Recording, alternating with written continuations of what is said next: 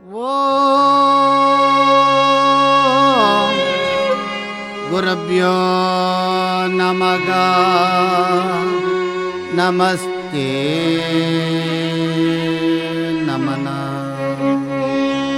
ಪಂಚಾನನ ಪ್ರಿಯಕರೋ ಚತುರಾನನ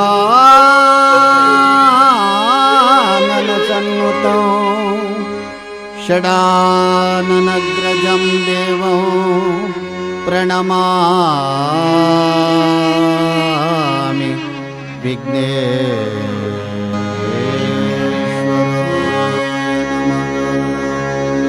ನಮಃ ಸೂರ್ಯಾಯ ಚಂದ್ರಾಯ ಮಂಗಳಬುಧಾಯ ಚ ಗುರು ಶುಕ್ರ ಶನಿವೆಚ್ಚ ರಾಹುವೇ ಕೇತುವೇ ನಮಸ್ತೆ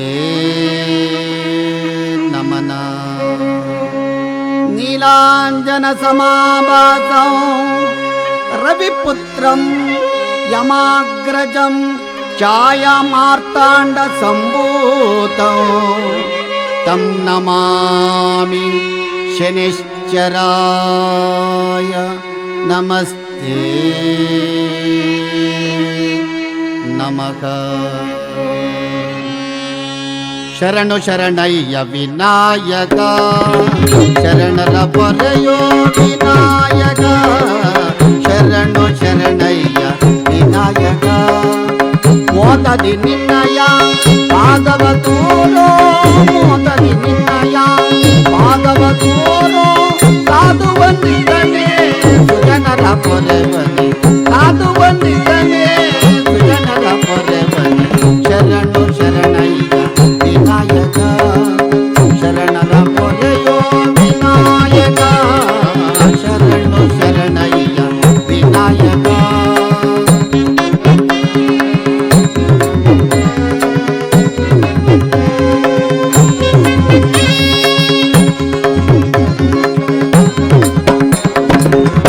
ಅಜ್ಞನಾದರು ವಿಘ್ನೇಶ್ವರಯನಲು ಸುಜ್ಞಾನಿ ಅವ ಆಗುವನು ಅಜ್ಞನಾದರು ವಿಘ್ನೇಶ್ವರಯನಲು ಸುಜ್ಞಾನಿ ಅವ ಆಗುವನು ಅಂಬಾಸುತನೇ ಲಂಬೋದರನೇ ಅಂಬಾಸುತನೇ ಲಂಬೋದರನೇ ಬೆಂಬಿಡದೆ ಪೊರೆಯೋ ಜಂಬೂಫಲ ಸಾರನೆ ಬೆಂಬಿಡದೆ ಪೊರೆಯೋ ಜಂಬೂಫಲ ಸಾರನೆ ಶರಣು ಶರಣಯ್ಯ ವಿನಾಯಕ ಶರಣರ ಪೊರೆಯೋ ವಿನಾಯಕ ಶರಣು ಶರಣಯ್ಯ ವಿನಾಯಕ ವಿನಾಯಕ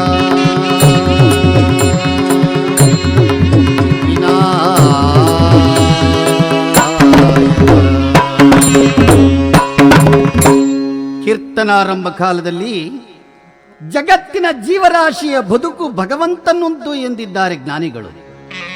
ಸಕಲ ಜೀವ ಸಂರಕ್ಷಕನಾದ ಭಗವಂತನನ್ನು ಸಕಲ ಗ್ರಹ ಬಲ ನೀನೇ ಸರಸಿಜಾಕ್ಷ ನಿಖಿಲ ರಕ್ಷಕ ನೀನೇ ವಿಶ್ವವ್ಯಾಪಕ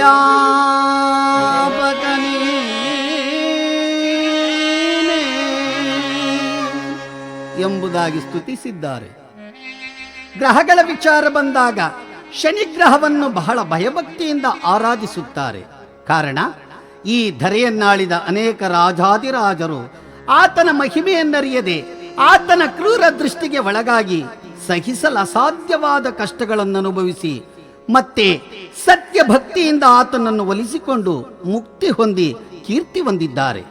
ಅಂತಹವರಲ್ಲಿ ರಾಜ ಸತ್ಯವ್ರತನು ಒಬ್ಬ.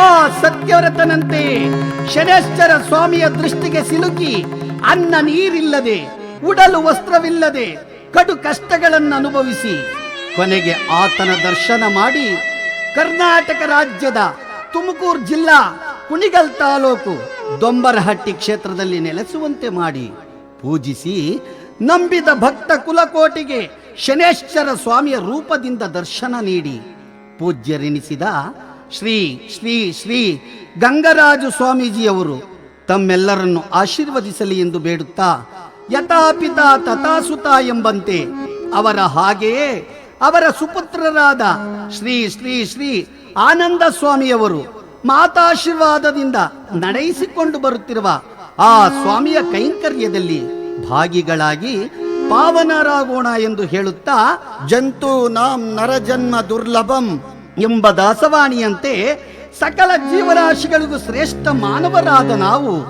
ಏನಿದ್ದರೇನು ಮಾನವಂಗೆ ಜಗದಲ್ಲಿ ದಾನವಾಂತಕ ನಿನ್ನ ಧ್ಯಾನವನ್ನು ಮಾಡದೊಡೆ ಎಂಬ ಗುರು ಶ್ರೀ ವಿಜಯದಾಸರವರ ನುಡಿಯಂತೆ ಪರಮ ಸತ್ಯ ಸಾಧಕನಾದ ಸತ್ಯವ್ರತ ಮಹಾರಾಜನ ಚರಿತ್ರೆ ಅಥವಾ ಶನೇಶ್ವರ ಸ್ವಾಮಿಯ ಲೀಲಾ ವೈಭವ ಎಂಬ ಕಥಾಭಾಗವನ್ನು ಭಕ್ತಿಯಿಂದ ಹೇಳಿ ಕೇಳಿ ಪೂಜಿಸಿ ಸ್ವಾಮಿಯವರ ಆಶೀರ್ವಾದ ಪಡೆದು ಧನ್ಯರಾಗೋಣ ಎಂದು ಹೇಳುತ್ತಾ ನೆರವ ಪುರದೊಳು ಪಿರಿಯವನೆನಿಸಿದ ಪರಮ ಪುರುಷ ಹರಿವೆಯ ಬಾಳೆ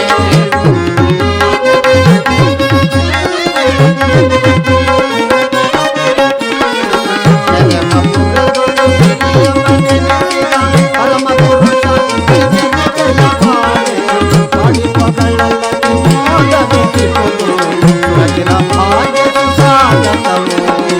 ಸ್ವಾಮಿ ಶನೇಶ್ವರ ಸ್ವಾಮಿ ಶನೇಶ್ವರ ಶ್ರೀಗಂಧರಾಜು ಸ್ವಾಮೀಜಿ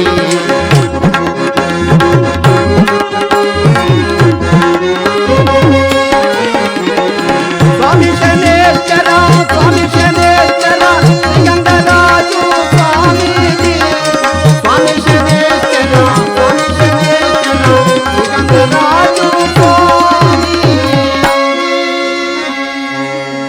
ಅಮರಾವತಿಯಲ್ಲಿ ಸುರಪತಿಯ ಒಡ್ಡೋಲಗ.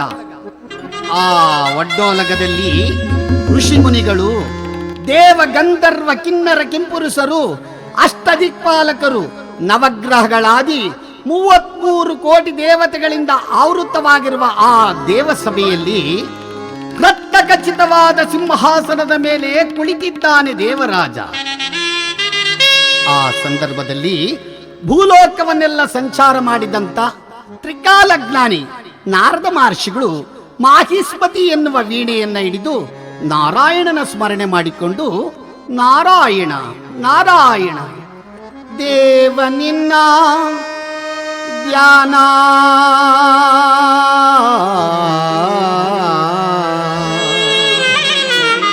ದಿವ್ಯ ಅಮೃತ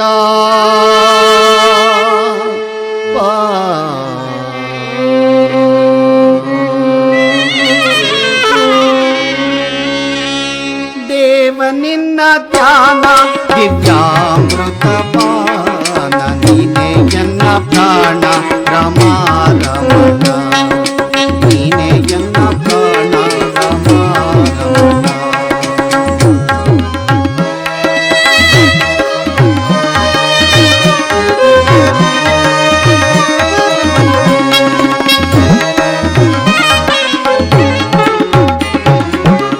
ಆಡುತ್ತಾ ಹಾಡುತ್ತಾ ಆಡುತ್ತಲಿರುವೆ ಆಡುವ ಆಸೆಯ ನೀ ತುಂಬಿರುವೆ. ಆಡುತ್ತಾ ಹಾಡುತ್ತಾ ಆಡುವ ಆಸೆಯ ನೀ ತುಂಬಿರುವೆ. ಏನೇ ಬರಲಿ ನಿನ್ನಯ ಒಲುಮೆ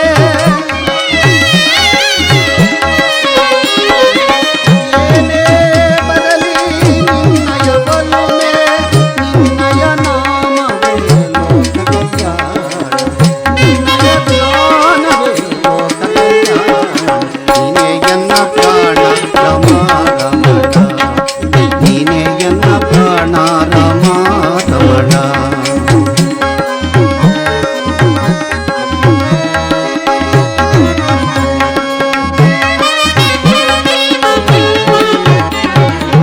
ಮೂಲೋಕಗಳ ನೀ ತುಂಬಿರುವೆ ಕರುಣಾಕರನೆಂದು ನಾ ತಿಳಿದಿರುವೆ. ಮೂಲೋಕಗಳ ನೀ ತುಂಬಿರುವೆ ಕರುಣಾಕರನೆಂದು ನಾ ತಿಳಿದಿರುವೆ. ನೀನಾಡಿಸುವೆ ನಾನಾಡುತ್ತಿರುವೆ ನೀನಾಡಿಸುವೆ ನಾನಾಡುತ್ತಿರುವೆ. ನನ್ನೊಳು ಒಂದಾಗಿ ನೀ ತುಂಬಿರುವೆ ನನ್ನೊಳು ಒಂದಾಗಿ ನೀ ತುಂಬಿರುವೆ. ನೀನೇ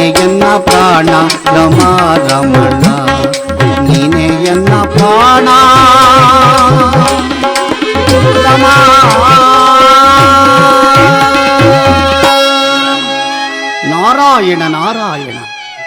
ನಾರದರ ಆಗಮನವಾದ ತಕ್ಷಣ ದೇವಸಭೆಯಲ್ಲಿ ಎಲ್ಲರೂ ಎದ್ದು ನಿಂತು ನಮಸ್ಕರಿಸಿದ್ದಾರೆ. ದೇವರಾಜ ಹೇಳ್ತಾರೆ, ಬ್ರಹ್ಮಪುತ್ರ ಸ್ವಾಗತ. ಎಲ್ಲಿಂದ ಆಗಮನ? ಇಂದು ವಿಶೇಷವಾದ ವಿಚಾರವಿದ್ದರೆ ಹೇಳಿ ಎಂದಾಗ ದೇವ ಸಭೆಯನ್ನೆಲ್ಲ ನೋಡಿದಂತ ನಾರದ ಮಹರ್ಷಿಗಳು, ದೇವರಾಜ, ಭೂಲೋಕವನ್ನ ಸಂಚರಿಸಬೇಕಾದರೆ ಕಳಿಂಗ ರಾಜ್ಯಕ್ಕೆ ಹೋಗಿದ್ದೆ. ಆ ಕಳಿಂಗ ರಾಜ್ಯವನ್ನ ರಾಜ ಸತ್ಯವ್ರತ ರಾಜ್ಯಭಾರ ಮಾಡುತ್ತಿದ್ದಾನೆ. ಆತನ ಆತಿಥ್ಯವನ್ನು ಸ್ವೀಕರಿಸಿ ನೋಡಿದರೆ ಆತನ ಸತ್ಯ ಧರ್ಮ ಷಡ್ಗುಣಗುಳ್ಳ ಆ ಮಹಾರಾಣಿ ಚಂದ್ರಾಸೆಯ ಪತಿವ್ರತ ಧರ್ಮವನ್ನ ಹೊಗಳಲು ನನ್ನಿಂದಲೇ ಅಲ್ಲ, ಸಹಸ್ರ ನಾಲಿಗೆಯುಳ್ಳ ಆದಿಶೇಷನಿಂದಲೂ ಸಾಧ್ಯವಿಲ್ಲ ಅಂದ್ರು. ಈ ಮಾತನ್ನ ಕೇಳಿದಂತ ವಸಿಷ್ಠ ಮಹರ್ಷಿಗಳು, ಬಾಪು ನಾರದ, ನೀನು ಹೇಳುವಂತೆ ಆ ಸತ್ಯವ್ರತ ಮಹಾರಾಜ ಮಹಾರಾಣಿ ಚಂದ್ರಾಸೆ ಸತ್ಯವಂತರೇ ಸರಿ ಎಂದು. ದೇವರಾಜ, ವಸಿಷ್ಠ ಮಹರ್ಷಿಗಳ ಮಾತನ್ನ ಕೇಳು. ಸತ್ಯವ್ರತ ಮಹಾರಾಜನ ಸತ್ಯ ಧರ್ಮವನ್ನು, ಮಹಾರಾಣಿ ಚಂದ್ರಾಸೆಯ ಪತಿವ್ರತ ಧರ್ಮವನ್ನು ಹೋಗಲಾಡಿಸಲು ತ್ರಿಮೂರ್ತಿಗಳಿಂದಲಾಗಲಿ ಅಷ್ಟದಿಕ್ಪಾಲಕರಿಂದಲಾಗಲಿ ನವಗ್ರಹಗಳಲ್ಲಿ ಶ್ರೇಷ್ಠನಾದ ಶನೇಶ್ವರ ಸ್ವಾಮಿಯಿಂದ ಸಾಧ್ಯವಿಲ್ಲ. ಸಭೆಯಲ್ಲಿ ಕುಳಿತಂತ ಶನೇಶ್ವರ ಸ್ವಾಮಿ ಕೆಂಜಡೆಯನ್ನು ಒದರುತ್ತಾ, ನಾರದ, ದೇವ ಸಭೆಯೆಲ್ಲ ಗಡ ಗಡ ಗಡ ಗಡ ಗಡನೆ ನಡುಗಿದೆ. ಏನಂತೆ? ಬಲ್ಲೆ ಬಲ್ಲೆನು ನಿಲ್ಲಿಸು ನಾರದ, ಸಭೆಯೊಳಗಳುವೆಯ ಬಲ್ಲೆ ಬಲ್ಲೆನು ನಿಲ್ಲಿಸು ನಾರದ, ಸಭೆಯೊಳಗಳುವೆಯ ಸರಿಯೇ ನಾರದ ಪರಿಪರಿ ಸರಿಯೇ ನಾರದ ಪರಿಪರಿ ನರ ಕದಮನ ಹೊಗಳುವೆಯ ನರ ಕದಮನ ಹೊಗಳುವೆಯ ನರ ಕದಮನ ಹೊಗಳುವೆಯ ನರ ಕದಮನ ಹೊಗಳುವೆಯ. ಏನಂದ್ರೆ? ಕೇವಲ ಕಾಮ ಕ್ರೋಧ ಲೋಭ ಮೋಹ ಮದಮಾತ್ಸರ್ಯಗಳು ಕೂಡಿದ ನರಮಾನವನನ್ನ ದೇವ ಸಭೆಯಲ್ಲಿ ಹೊಗಳುತ್ತಿರುವೆಯಾ? ನಾರದ, ಮುಚ್ಚುಬಾಯ್. ಶನೇಶ್ವರ ಸ್ವಾಮಿಯ ಕೋಪವನ್ನು ನೋಡಿದಂತ ವಸಿಷ್ಠ ಮಹರ್ಷಿಗಳು, ಅಲ್ಲಯ್ಯ, ಅವರನ್ನ ಹಾಗೆ ಕಾಡುವೆ ಹೀಗೆ ಕಾಡುವೆ ಎನ್ನುವುದು ನಿನ್ನ ಮನೋಧರ್ಮ, ಕೊನೆಗೆ ಭಕ್ತರ ಭಕ್ತಿಗೆ ಸೋಲುವುದು ನಿನ್ನ ಮನೋಧರ್ಮ. ಕೇಳು ಶನೇಶ್ವರ, ಖಂಡಿತ ಸತ್ಯವ್ರತ ಮಹಾರಾಜನ ಸತ್ಯವನ್ನ ಹೋಗಲಾಡಿಸಲು ಸಾಧ್ಯವಿಲ್ಲ ಸಾಧ್ಯವಿಲ್ಲ ಸಾಧ್ಯವಿಲ್ಲ ಅಂದ್ರು. ಈ ಮಾತನ್ನ ಕೇಳಿದಂತ ಶನೇಶ್ವರ ಸ್ವಾಮಿ ಹಲ್ಗಳನ್ನ ಪಟ ಪಟ ಪಟನೆ ಕಡಿಯುತ್ತಾ ಕೆಂಜಡೆಯನ್ನ ಒದರುತ್ತ ಏನಂದ್ರೆ, ನಾನೀಗಲೇ ಸತ್ಯವ್ರತ ಮಹಾರಾಜನ ರಾಶಿಗೆ 7.5 ವರ್ಷಗಳ ಕಾಲ ಹೋಗಿ ಕಾಡಿಗಟ್ಟಿ ಕಡು ಕಷ್ಟಗಳನ್ನು ಕೊಟ್ಟು ಅಂಗಹೀನರನ್ನಾಗಿ ಮಾಡಿ ಅನ್ನಕ್ಕೆ ಅಲಸೆತ್ತಿದ್ದರೆ ಶನೇಶ್ವರನೇ ಎಂಬುದಾಗಿ ಕಾಗೆ ಕಟ್ಟಿದ ಕಂಚಿನ ರಥದ ಮೇಲೆ ಕುಳಿತಂತ ಶನೇಶ್ವರ ಸ್ವಾಮಿ ಬರ್ರಂತ ಹೊರಟ. ಅಲ್ಲಿಗೆ ದೇವಸಭೆ ಮುಕ್ತಾಯವಾಗಿದೆ. ಭರತ ಭೂಮಿಯಲ್ಲಿ ಶ್ರೇಷ್ಠವಾದ ಕಳಿಂಗ ರಾಜ್ಯ, ಆ ಕಳಿಂಗ ರಾಜ್ಯವನ್ನ ಸತ್ಯವನ್ನೇ ವ್ರತವಾಗಿ ಆಚರಣೆ ಮಾಡಿಕೊಂಡು ಸತ್ಯ ಧರ್ಮದಿಂದ ಪ್ರಜೆಗಳನ್ನ ತನ್ನ ಮಕ್ಕಳಂತೆ ನೋಡಿಕೊಂಡು ಮಂತ್ರಿ ಸೇನಾನಿಗಳೊಡಗೂಡಿ ಸತ್ಯವ್ರತ ಮಹಾರಾಜ ರಾಜ್ಯಭಾರವನ್ನು ಮಾಡುತ್ತಿದ್ದಾರೆ. ಒಂದು ದಿವಸ ಒಡ್ಡೋಲಗದಲ್ಲಿ ಕುಳಿತಂತ ಸತ್ಯವ್ರತ ಮಹಾರಾಜ, ಮಂತ್ರಿಗಳೇ, ಈ ನನ್ನ ರಾಜ್ಯದಲ್ಲಿ ಪ್ರಜೆಗಳೆಲ್ಲ ಸುಖ ಸೌಖ್ಯ ಸಂಪತ್ತಿನಿಂದ ಕೂಡಿರುವರೇ ಎಂಬುದಾಗಿ ಕೇಳಿದಾಗ ಮಂತ್ರಿ ಹೇಳ್ತಾರೆ, ಸ್ವಾಮಿ, ಸತ್ಯ ಧರ್ಮದಿಂದ ಕೂಡಿದಂತ ಪ್ರಜೆಗಳಿಗೆ ಕಷ್ಟ ಎಂದರೇನು, ಸುಖ ಸಂಪತ್ತಿನಿಂದ ಓಲಾಡುತ್ತಿರುವರು ಎಂಬುದಾಗಿ ಹೇಳಿದಾಗ ಆಗ ಸತ್ಯವ್ರತ ಮಹಾರಾಜರೇ, ಮಂತ್ರಿಗಳೇ, ನನಗೊಂದು ಅನುಮಾನ. ಏನ್ ಸ್ವಾಮಿ? ಈ ಪ್ರಪಂಚದಲ್ಲಿ ಕಷ್ಟ ಸುಖಗಳು ಬರಬೇಕಾದ್ರೆ ಯಾರು ಕಾರಣ? ಕುಲಪುರೋಹಿತರಾದ ಪಂಡಿತರು ಇಲ್ಲೇ ಕುಳಿತಿದ್ದಾರೆ, ಅವರನ್ನೇ ವಿಚಾರ ಮಾಡೋಣ ಅಂದಾಗ ಆ ಪಂಡಿತರೆದ್ದಿ, ಮಹಾರಾಜ, ಈ ಪ್ರಪಂಚದಲ್ಲಿ ಸಕಲ ಪ್ರಜೆಗಳ ಕಷ್ಟ ಸುಖ ಸಂಪತ್ತಿಗೆಲ್ಲ ನವಗ್ರಹಗಳೇ ಕಾರಣ ಅಂದ್ರು. ಸತ್ಯವ್ರತ ಮಹಾರಾಜ ಹೇಳ್ತಾರೆ, ನವಗ್ರಹ ನವಗ್ರಹ ಎಂಬುದಾಗಿ ಬಹಳ ಕಾಲದಿಂದ ಆ ಕಥೆಯನ್ನು ಕೇಳುತ್ತಿರುವೆನು. ಹೇಳಿ, ಗ್ರಹಗಳ ವಿಚಾರವನ್ನ ಅಂದಾಗ ಎಲ್ಲ ಪಂಡಿತೋತ್ತಮರು ಒಪ್ಪಿ ಅದರಲ್ಲೊಬ್ಬ ಪಂಡಿತೋತ್ತಮ ಸೂರ್ಯದೇವನ ವಿಚಾರವಾಗಿ ಪ್ರಭು, ಆದಿ ಕಶ್ಯಪ ಮತ್ತೆ ಅದಿತಿ ದೇವಿಯ ಪುತ್ರನೇ ಸೂರ್ಯ, ಸಕಲ ಜೀವರಾಶಿಗಳಿಗೆಲ್ಲ ಬೆಳಕನ್ನು ಕೊಟ್ಟು ಕಾಪಾಡುವಂತ ಮಹಾನುಭಾವ. ಈತ ದೇವರ ಮನೆಯಲ್ಲಿ ವಾಸ. ಈತನಿಗೆ ಗೋಧಿ ಧಾನ್ಯವನ್ನಿಟ್ಟು, ಅರಳಿ ಪತ್ರೆಯನ್ನ ಇಟ್ಟು, ಬಿಳಿಯಕ್ಕದ ಹೂವನ್ನಿಟ್ಟು ಪೂಜಿಸಿದರೆ ಸೂರ್ಯದೇವ ಶಕ್ತಿ ಕೊಡ್ತಾನೆ ಎಂದಾಗ ಮತ್ತೊಬ್ಬ ಪಂಡಿತೋತ್ತಮ ಹೇಳ್ತಾರೆ, ಪ್ರಭು ಚಂದ್ರ ಹತ್ರಿ ಮಹರ್ಷಿಗಳ ಮಗ, ಈತನನ್ನ ಮರಣಕ್ಕಧಿಪತಿ ಅಂತ ಹೇಳವ್ರೆ. ಪ್ರಭು ಈತ ಜಳಕದ ಮನೆಯಲ್ಲಿ ವಾಸ. ಈತನನ್ನ ಪೂಜಿಸಬೇಕಾದರೆ ಅಕ್ಕಿ ಧಾನ್ಯವನ್ನಿಟ್ಟು, ಮತ್ತೆ ಈತನಿಗೆ ಬಿಳಿ ತಾವರೆ ಹೂವನ್ನಿಟ್ಟು, ಮುತ್ತುಗದ ಪತ್ರೆಯನ್ನಿಟ್ಟು ಯಾರು ಪೂಜಿಸುವರೋ ಅವರಿಗೆ ತೇಜಸ್ಸನ್ನ ಕೊಡ್ತಾನೆ ಎಂದಾಗ ನಂತರ ಇನ್ನೊಬ್ಬ ಪಂಡಿತೋತ್ತಮ ಎದ್ದು, ಪ್ರಭು ಶಿವನ ಹುರಿಗಣ್ಣಿನಿಂದ ಹುಟ್ಟಿದಂತವನೇ ಮಂಗಳ, ಈತನನ್ನ ಅಂಗಾಂಗಗಳಿಗೆ ಒಡೆಯ ಅಂಗಾರಕ ಎಂದು ಕರೆದಿದ್ದಾರೆ. ಈತ ಅಡಿಗೆ ಮನೆಯಲ್ಲಿ ವಾಸ. ಈತನಿಗೆ ತೊಗರಿ ಕಾಳು ಧಾನ್ಯವನ್ನಿಟ್ಟು, ಕಗ್ಗಲಿ ಪತ್ರೆಯನ್ನ ಇಟ್ಟು, ಕೆಂಪು ಕಣಗಲು ಹೂವನ್ನಿಟ್ಟು ಯಾರು ಭಕ್ತಿಯಿಂದ ಪೂಜೆ ಮಾಡುವರೋ ಆ ಮಂಗಳ ಆರೋಗ್ಯ ಕೊಡ್ತಾನೆ ಎಂದಾಗ ನಂತರ ಇನ್ನೊಬ್ಬ ಪಂಡಿತೋತ್ತಮರು ಎದ್ದು ಹೇಳ್ತಾರೆ, ಪ್ರಭು ಚಂದ್ರ ತಾರೆಯರ ಮಗನೇ ಬುಧ, ಈತ ಉದ್ಯೋಗ ವ್ಯಾಪಾರ ವಿದ್ಯಾಭ್ಯಾಸಕ್ಕೆ ಒಡೆಯ ಎಂದಿದ್ದಾರೆ. ಈತ ನಮ್ಮ ಮನೆಯ ಅಂಗಳದಲ್ಲಿ ವಾಸ. ಪ್ರಭು ಈತನನ್ನ ಪೂಜೆ ಮಾಡಬೇಕು ಅಂದ್ರೆ ಹೆಸರು ಕಾಳು ಧಾನ್ಯವನ್ನಿಟ್ಟು, ಜಾಜಿ ಹೂವನ್ನ ಇಟ್ಟು, ಉತ್ತರಾಣಿ ಪತ್ರೆಯನ್ನಿಟ್ಟು ಯಾರು ಭಕ್ತಿಯಿಂದ ಪೂಜೆ ಮಾಡುವರೋ ಬುಧ ಬುದ್ಧಿ ಕೊಡ್ತಾನೆ ಎಂದಾಗ ಇನ್ನೊಬ್ಬ ಪಂಡಿತೋತ್ತಮರು ಹೇಳ್ತಾರೆ, ಪ್ರಭು ಈತ ಅಂಗೀರಸ ಮಹಾಮುನಿಯ ಮಗ ಗುರು, ಈತನನ್ನ 33 ಕೋಟಿ ದೇವತೆಗಳು ಸಹ ಪೂಜೆ ಮಾಡ್ತಾರೆ. ಪ್ರಭು ಈತ ನಮ್ಮ ಮನೆಯಲ್ಲಿ ಕೋಶಾಗೃಹದಲ್ಲಿ ವಾಸ.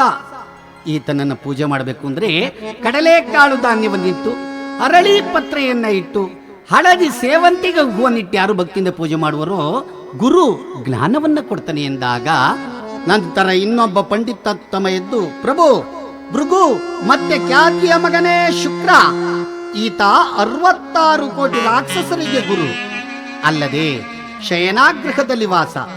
ಈತನಿಗೆ ಅವರೇಕಾಳು ಧಾನ್ಯವನ್ನಿಟ್ಟು, ಹತ್ತಿ ಪತ್ರೆಯನ್ನ ಇಟ್ಟು, ಬಿಳಿ ತಾವರೆ ಹೂವನ್ನಿಟ್ಟು ಯಾರು ಪೂಜಿಸುವರೋ ಐಶ್ವರ್ಯವನ್ನು ಕೊಟ್ಟು ಕಾಪಾಡುತ್ತಾನೆ. ಅನಂತರ 7-8ನೇ ಪಂಡಿತೋತ್ತಮರು ಏಕಕಾಲದಲ್ಲಿ ಎದ್ದು, ಪ್ರಭು ಸಮುದ್ರ ಮಥನ ಕಾಲದಲ್ಲಿ ಬಂದಂತಹ ಅಮೃತ ಮತ್ತು ವಿಷವನ್ನು ಮೋಹಿನಿ ವೇಷವನ್ನು ಧರಿಸಿ ಶ್ರೀಮನ್ನಾರಾಯಣ ಹಂಚುತ್ತಿರೋಣ, ಮೋಸದಿಂದ ದೇವತೆಗಳ ಪಂಕ್ತಿಯಲ್ಲಿ ಕುಳಿತ ಕುಂಭರಕ್ಕಸನನ್ನ ತನ್ನ ಚಕ್ರದಿಂದ ಛೇದಿಸೋಣ. ತಲೆಯಿಂದ ಹರಿದ ರಕ್ತ ಬಾಲವಾಗಿ ರಾಹು ಆಯಿತು, ದೇಹದಿಂದ ಹುಕ್ಕಿದಂತ ರಕ್ತ ಎಡೆಯಾಗಿ ಕೇತುವಾಯಿತು. ಇವರು ಬಂಜರು ಭೂಮಿ ಮೂಗು ಹುತ್ತದಲ್ಲಿ ವಾಸ. ಇವರಿಗೆ ಉದ್ದು ಉರುಳಿ ಧಾನ್ಯಗಳನ್ನಿಟ್ಟು, ಗರಿಕೆ ದರ್ಬೆಯನ್ನಿಟ್ಟು, ಕೆಂಪು ಕಣಗಲು ಮಂದಾರ ಹೂವನ್ನಿಟ್ಟು ಯಾರು ಪೂಜಿಸುವರೋ ಕಷ್ಟ ಕೊಡುವುದಿಲ್ಲ ಪ್ರಭು ಎಂದಾಗ ನಂತರ ವಯಸ್ಸಾದಂತ ರಾಜ ಪುರೋಹಿತರು ಎದ್ದು ಹೇಳ್ತಾರೆ, ಪ್ರಭು ನಾನು ಶನೇಶ್ವರ ಸ್ವಾಮಿಯ ವಿಚಾರವನ್ನು ಹೇಳುತ್ತೇನೆ. ಎಲ್ಲ ಗ್ರಹಗಳಿಗೂ ಶ್ರೇಷ್ಠ ಶನೇಶ್ವರ, ಅಲ್ಲದೆ ಕಪ್ಪು ರೂಪವನ್ನು ಧರಿಸಿರುವನು ಒಬ್ಬ ನಿಮ್ಕುಲದೊಳಗೆ ಗಾನಿಗ ಎಂದಿದ್ದಾರೆ.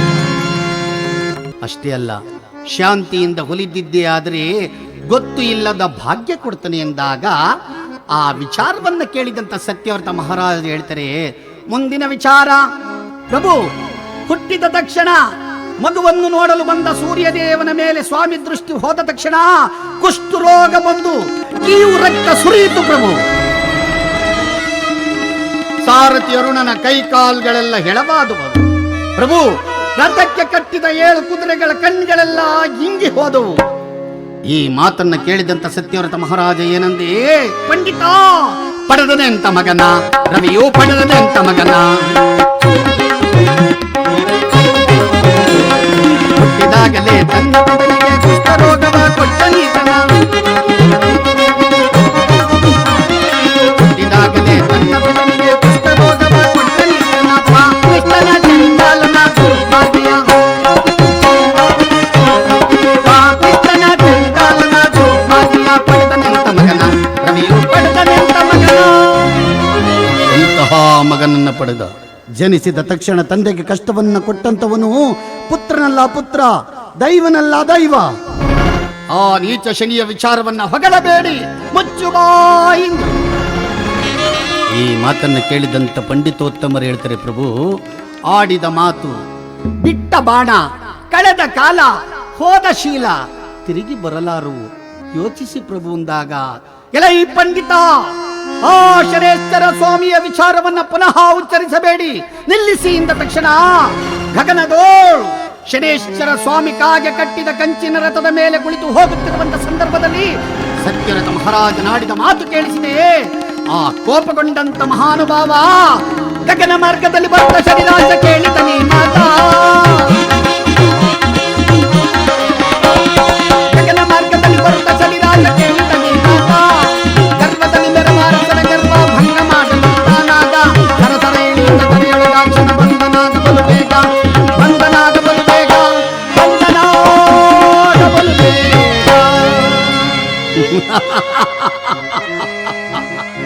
ಏನಂದಿ? ನನ್ನ ಹೆಸರನ್ನ ಕೇಳಿದ ಮಾತ್ರಕ್ಕೆ 33 ಕೋಟಿ ದೇವತೆಗಳೆಲ್ಲ ಗಡ ಗಡ ಗಡ ಗಡ ಗಡ ನಡುಗುವಂತ ಸಂದರ್ಭದಲ್ಲಿ ನನ್ನನ್ನ ಜರಿಯುವಂತ ಸಾಮರ್ಥ್ಯ ಬಂದಿದೆ ಎಂಬುದಾಗಿ ಗದಾದಂಡವನ್ನ ಹಿಡಿದು ಕೆಂಚಡೆಯನ್ನ ಒದರುತ್ತ ಶನೇಶ್ವರ ಸ್ವಾಮಿ ನಿಂತಿರಬೇಕಾದರೆ ಆ ಪಾದವನ್ನ ಹಿಡಿದ ಸತ್ಯರಥ ಮಹಾರಾಜ, ಬೇಡಪ್ಪ ಬೇಡ, ತಪ್ಪು ಮಾಡಿದೆನಯ್ಯ,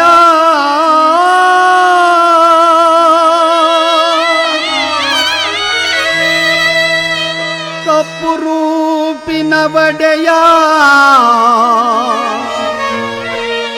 ಅಪ್ಪಿಕೋ ಅಪ್ಪಿಕೋ ಎನ್ನಪ್ಪ.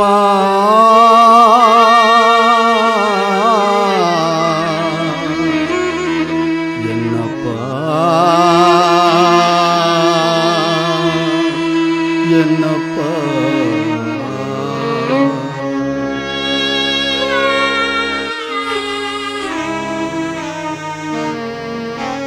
ತಪ್ಪು ಮಾಡಿದೆನಯ್ಯ, ಕಪ್ಪು ರೂಪಿನ ಒಡೆಯ,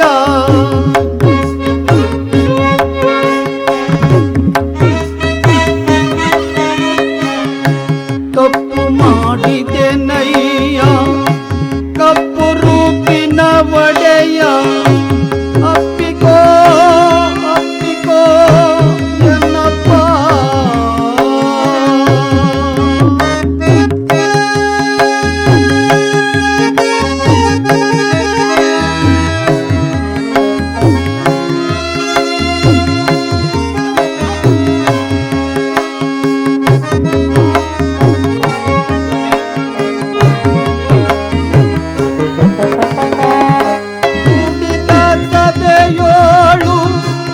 ಆಡಿದ ಮಾತನು ಮನ್ನಿಸಿ ಪೊರೆಯೋ ಮನುಮುನಿ ದೋಷ, ತಪ್ಪನು ಮಾಡಿದೆ ದೇವಾ.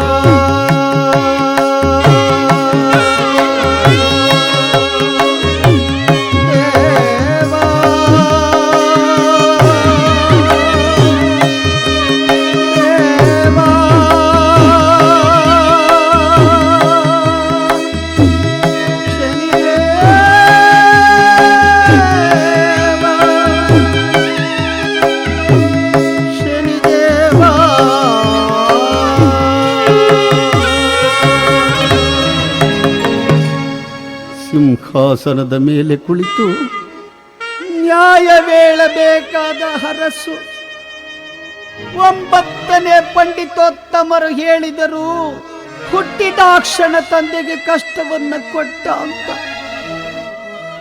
ಅಪ್ಪ, ಪುತ್ರನಲ್ಲ ಪುತ್ರ ಅಂದೆ, ದೈವನಲ್ಲ ದೈವ ಅಂದೆ.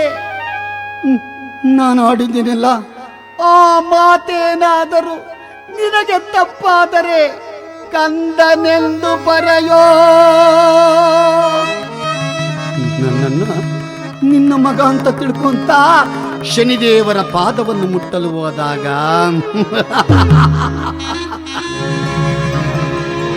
ತಪ್ಪನ್ನ ಮನ್ನಿಸು ಎಂದು ಕೇಳುತ್ತಿರುವೆಯಾ? ಕೇಳು ಸತ್ಯವ್ರತ, ನಿನ್ನ ರಾಶಿಗೆ 7.5 ವರ್ಷಗಳ ಕಾಲ ಬಂದು ಕಾಡಿಗಟ್ಟಿ ಕಡು ಕಷ್ಟವನ್ನ ಕೊಟ್ಟು ಅಂಗಹೀನರನ್ನಾಗಿ ಮಾಡಿ ಹಣ್ಣಕ್ಕೆ ಅಲಸಿ ಸತ್ಯಭ್ರಷ್ಟನಾಗಿ ಮಾಡದಿದ್ದರೆ ನಾನು ಶನೀಶ್ವರನೇ ಎಂಬುದಾಗಿ ಥಟ್ಟಂತ ಮಾಯವಾಗಿದ್ದಾನೆ. ಚಿಂತಿಸುತ್ತಿರುವಂತ ಸತ್ಯವ್ರತ ಮಹಾರಾಜನ ಮಂತ್ರಿ ಸಮಾಧಾನ ಮಾಡಿ ಮಹಾರಾಜನನ್ನು ಕರೆದುಕೊಂಡೋಗಿ ಅಂತಃಪುರದಲ್ಲಿ ಬಿಟ್ಟಿದ್ದಾರೆ. ಅಂದಿನಿಂದ ಮಂತ್ರಿಯೇ ರಾಜ್ಯಭಾರದ ಕ್ರಮವನ್ನು ನೋಡಿಕೊಂಡು ಹೋಗ್ತಾರೆ. ಜಗನ್ಮಾತೆ ಪಾರ್ವತಾದೇವಿಯ ಪೂಜೆಯನ್ನು ಮುಗಿಸಿದಂತ ಮಹಾರಾಣಿ ತುಂಬು ಗರ್ಭಿಣಿಯಾದ ಚಂದ್ರಹಾಸಿ ದೇವಿ ಪೂಜಾ ಮಂದಿರವನ್ನ ಬಿಟ್ಟು ಬಂದು ಮಹಾರಾಜನನ್ನು ನೋಡಿದರೆ ತಲೆಯನ್ನ ಬಾಗಿಸಿದ್ದಾರೆ. ಸತ್ಯವ್ರತ ಮಹಾರಾಜ ಕಣ್ಣಲ್ಲಿ ಹನಿ ನೀರು ಹೋಗ್ತಾ ಇದೆ. ಯಾಕೆ ಸ್ವಾಮಿ, ರಾಜ್ಯಾಡಳಿತದಲ್ಲೇನಾದ್ರೂ ಮಂತ್ರಿ ಸೇನಾನಿಗಳಿಂದಿರುಗಿ ಮಾತನಾಡಿದ್ರ ಅಥವಾ ಪ್ರಜೆಗಳೇನಾರ ವಿರುದ್ಧವಾಗಿ ನಡ್ಕೊಂಡ್ರ ಅಂದ್ರೆ ಇಲ್ಲ ಇಲ್ಲ, ಹೇಳಿ ಹೇಳಿ ಅಂದ್ರೆ ಚಂದ್ರ. ಇಂದು ಗ್ರಹಗಳ ವಿಚಾರವನ್ನು ಕೇಳುವಾಗ 9ನೇ ಪಂಡಿತೋತ್ತಮರು ಎದ್ದು ಹೇಳಿದರು, ಶನೇಶ್ವರ ಸ್ವಾಮಿ ಹುಟ್ಟಿದ ಕ್ಷಣ ತಂದೆಗೆ ಕಷ್ಟವನ್ನು ಕೊಟ್ಟ ಅಂತ. ಆ ಮಾತಿಗೆ ಪುತ್ರನಲ್ಲ ಪುತ್ರ ಅಂದೆ, ದೈವನಲ್ಲ ದೈವ ಅಂದೆ. ಚಂದ್ರ ಚಂದ್ರ ತಕ್ಷಣ ಶನೇಶ್ವರ ಸ್ವಾಮಿ ಪ್ರತ್ಯಕ್ಷವಾಗಿ 7.5 ವರ್ಷಗಳ ಕಾಲ ಕಷ್ಟ ಕೊಡುತ್ತೇನೆಂದು ಹಠ ಮಾಡಿ ಹೋದ.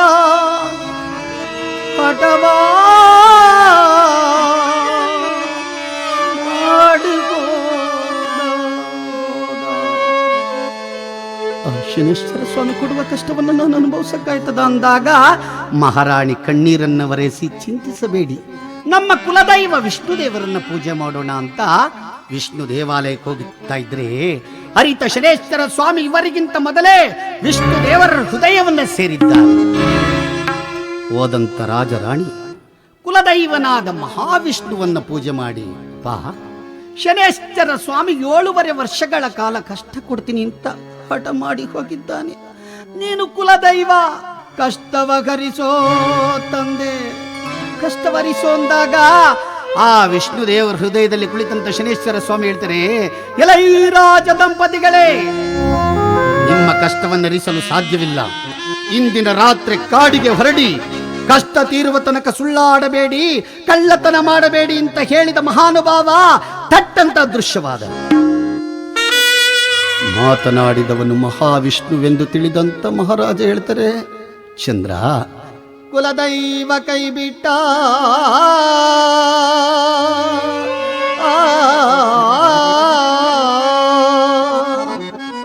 ಕುಲದೈವ ಕೈ ಬಿಟ್ಟ, ಕುಲದೈವ ಕೈ ಬಿಟ್ಟ. ನಮ್ಮ ಕುಲದೈವನೇ ಕೈ ಬಿಟ್ಟ ಮೇಲೆ ನಮ್ಮನ್ನ ಕಾಪಾಡುವರಿಲ್ಲ. ಚಂದ್ರ, ನನ್ನದೊಂದು ಮಾತು ಕೇಳ್ತೀಯಾ? ಹೇಳಿ ಪ್ರಭು, ಹೇಳಿ. ನೋಡು, ಇಂದಿನ ರಾತ್ರಿ ನಾನು ಕಾಡಿಗೆ ಹೊರಟು ಹೋಗ್ತೀನಿ. ನೀನು ನಿನ್ನ ತಂದೆ ಸುದತಿ ಮಹಾರಾಜನ ಪಟ್ಟಣಕ್ಕೆ ಹೋಗಿ ಸುಖವಾಗಿರು. ಕಷ್ಟ ತೀರಿದ ಬಳಿಕ ನನ್ನ ರಾಜ್ಯಕ್ಕೆ ಕರ್ಕೊಂಬರ್ತೀನಿ ಎಂದಾಗ ಮಹಾರಾಣಿ ಮಹಾರಾಜನನ್ನ ತಬ್ಬಿ ಹೇಳ್ತಾರೆ ಅಂತ ಮಾತಾಡ್ತಾ ಇದ್ದೀರಾ ಪ್ರಭು. ಪ್ರಭು, ಪತಿಯ ಸನಿಕ ಸತಿಗೆ ಸುಖ ಸ್ವರ್ಗ ಸೋಪಾನ, ಪತಿಯ ಸನಿಕ ಸತಿಗೆ ಸುಖ ಸ್ವರ್ಗ ಸೋಪಾನ, ಸರಿಯೇ ದೊರೆಯೇ ಬಿಡು ನೀ ಚಿಂತೆ.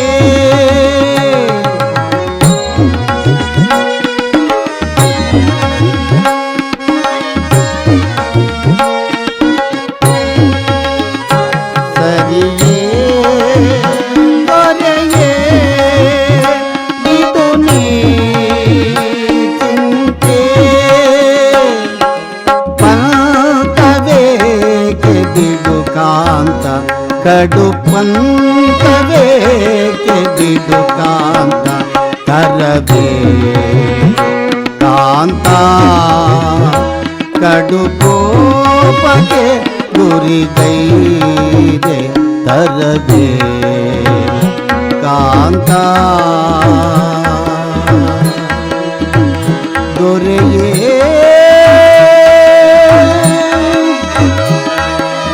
ನಿಮಗಿದು ಸುಂದರಿಯೇ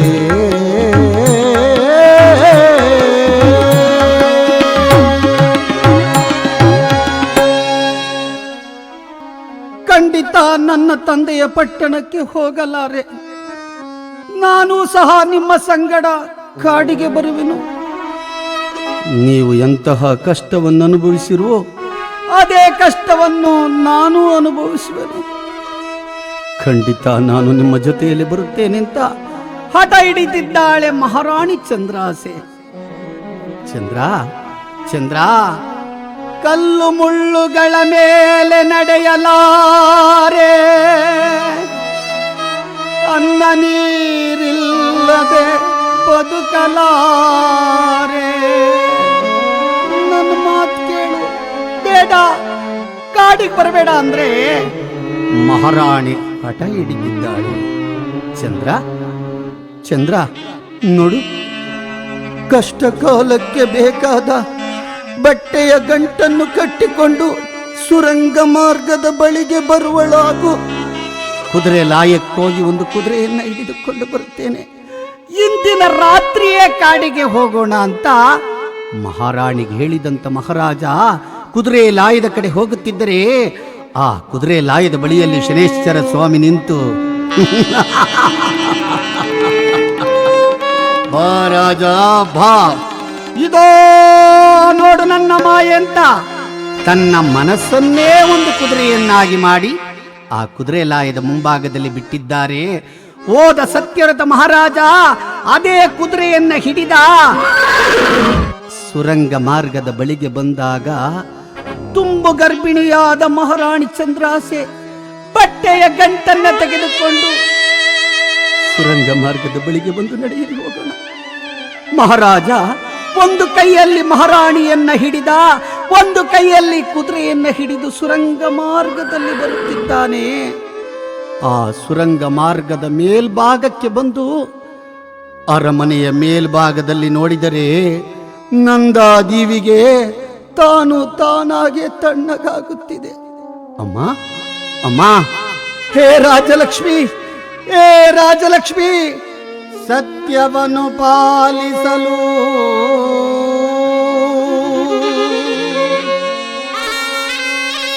ಸತಿಯನ್ನೊಳಗೊಂಡು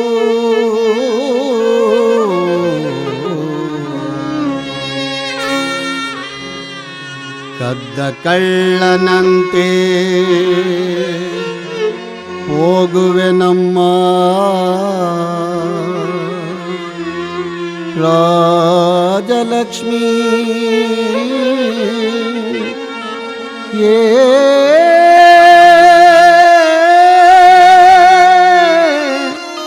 ರಾಜಲಕ್ಷ್ಮಿ ಅಮ್ಮ, ಸತ್ಯ ಪರಿಪಾಲನೆಗೋಸ್ಕರ ನನ್ನ ಸತಿಯನ್ನ ಕರೆದುಕೊಂಡು ಕಾಡಿಗೆ ಹೋಗ್ತಾ ಇದ್ದೀನಿ. ನನ್ನ ಪ್ರಜೆಗಳ ಕಾಪಾಡುವ ಭಾರ ನಿನ್ನದು ಅಂತ ಅರಮನೆಯ ಮೇಲ್ಭಾಗದಲ್ಲಿ ಉರಿಯುತ್ತಿದ್ದಂತ ನಂದಾದಿವಿಗೆ ಕೈ ಮುಗಿದಂತ ಮಹಾರಾಜ ತುಂಬು ಗರ್ಭಿಣಿಯನ್ನ ಕುದುರೆಯ ಮೇಲೆ ಕುಳ್ಳಿರಿಸಿಕೊಂಡಿದ್ದಾನೆ. ತಾನೂ ಸಹ ಕುದುರೆಯ ಮೇಲೆ ಕುಳಿತು ಕಾಲಿನಿಂದ ಸನ್ನೆಯನ್ನ ಮಾಡಿದ. ಸನ್ನೆ ಮಾಡಿದ ತಕ್ಷಣ ರಾಜರಾಣಿಯ ಹೊತ್ತ ದುರ್ಗವು ಗಗನಕ್ಕೆ ಸೇರಿತು ಬೇಗ.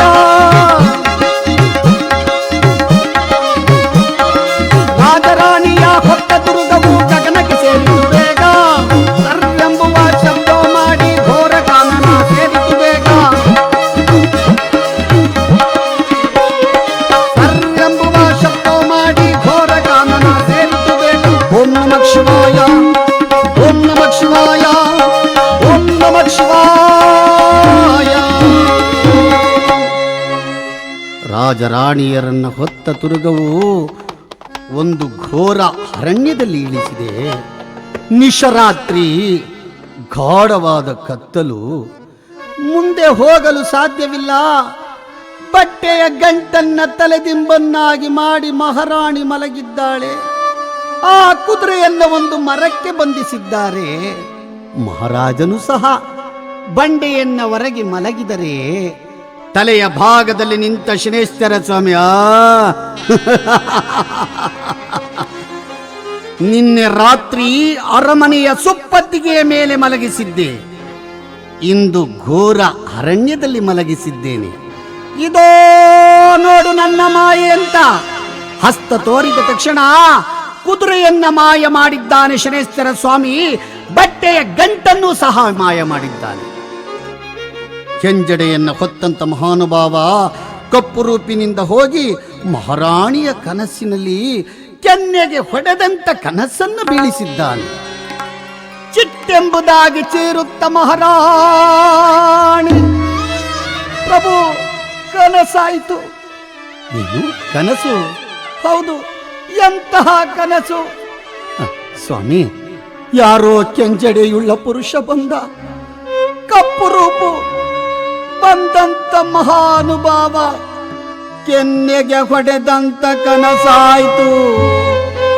ಕೆನ್ನೆಗೆ ಹೊಡೆದಂತ ಕನಸಾಯಿತು. ಸಮಾಧಾನ ಮಾಡಿದ್ದಾನೆ ಮಹಾರಾಜ. ನಡೆ, ಮುಂದೆ ಹೋಗೋಣ. ಬಟ್ಟೆಯ ಗಂಟನ್ನು ತೆಗೆದುಕೋ, ಕುದುರೆಯನ್ನ ಹಿಡಕತೀನಿ ಅಂತ ಮಹಾರಾಜ ಕುದುರೆಯನ್ನು ನೋಡ್ತಾರೆ. ಕುದುರೆ ಮಾಯ. ಮಹಾರಾಣಿ ಗಂಟನ್ನು ನೋಡ್ತಾಳೆ, ಗಂಟು ಮಾಯ. ಚಂದ್ರ, ನಾವಿಲ್ಲೇ ಇದ್ದರೆ ಇನ್ನೂ ಕಷ್ಟವನ್ನು ಅನುಭವಿಸಬೇಕಾಗುತ್ತೆ. ನಡಿ ಹೋಗೋಣ ಅಂತ ನಡೆದು ನಡೆದು ನಡುಕಾಡಿನಲ್ಲಿ ಹೋಗುತ್ತಿದ್ದಾರೆ. ದಿನ 1, 2, ವಾರ 3, 4 ಮಾಸಗಳು ಉರುಳಿವೆ. ಕಾಡಿನಲ್ಲಿ ಮಹಾರಾಜ ಮಹಾರಾಣಿ ಅಲೆಯುತ್ತಿದ್ದಾರೆ. ಇತ್ತ ಗುಪ್ತಚಾರರಿಂದ ಕಳಿಂಗ ರಾಜ್ಯದ ವಿಚಾರವನ್ನ ತಿಳಿದಂತ ಬರ್ಬರ ದೇಶದ ದೊರೆ ದುಷ್ಟದುಮ್ನ ಮಹಾರಾಜ ಸೈನ್ಯ ಸಮೇತ ಬಂದು ಕಾಡಿ ಯುದ್ಧವನ್ನ ಮಾಡಿ ಮಂತ್ರಿಯನ್ನ ಬಂಧಿಸಿ ಕಳಿಂಗ ರಾಜ್ಯವನ್ನ ತಾನು ಆಕ್ರಮಿಸಿಕೊಂಡಿದ್ದಾನೆ. ನಿಶರಾತ್ರಿಯಲ್ಲಿ ಕಾಡಿನಲ್ಲಿ ಅಲೆದು ಅಲೆದು ಮಹಾರಾಜ ಮಹಾರಾಣಿ ಹೋಗುತ್ತಿದ್ದರೆ ಮಹಾರಾಣಿಯ ಕಾಲಿಗೊಂದು ಕಲ್ಲು ತಾಕಿದೆ. ರಕ್ತ ಧಾರಾಕಾರವಾಗಿ ಸುರಿಯುತ್ತಿದೆ. ಸ್ವಾಮಿ, ನಡೆಯಕ್ಕಾಗಲ್ಲ, ನಡೆಯಕ್ಕಾಗಲ್ಲ, ನಡೆಯಲಾರೆ. ನಡುಕಾಡಿನೊಳು ನಡೆಯಲಾರೆನು ಪ್ರಭುವೇ.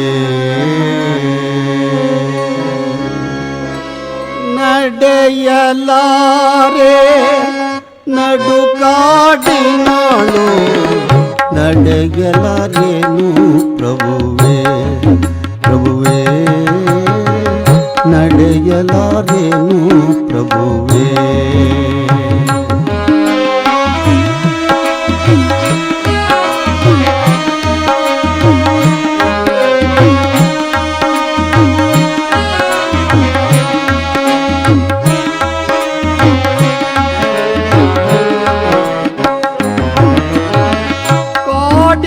ಕಲ್ಲು ಮುಳ್ಳು ತಾಕಿದೆ ಪಾದಕ್ಕೆ.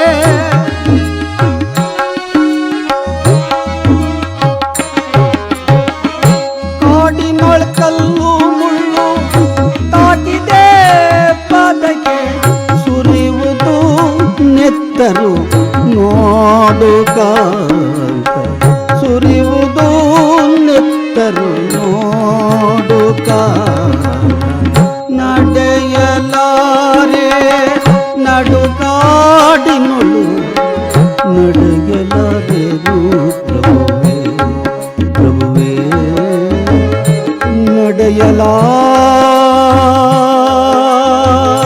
ನಡೆಯಲಾರೆ ನಡೆಯಲಾರೆ.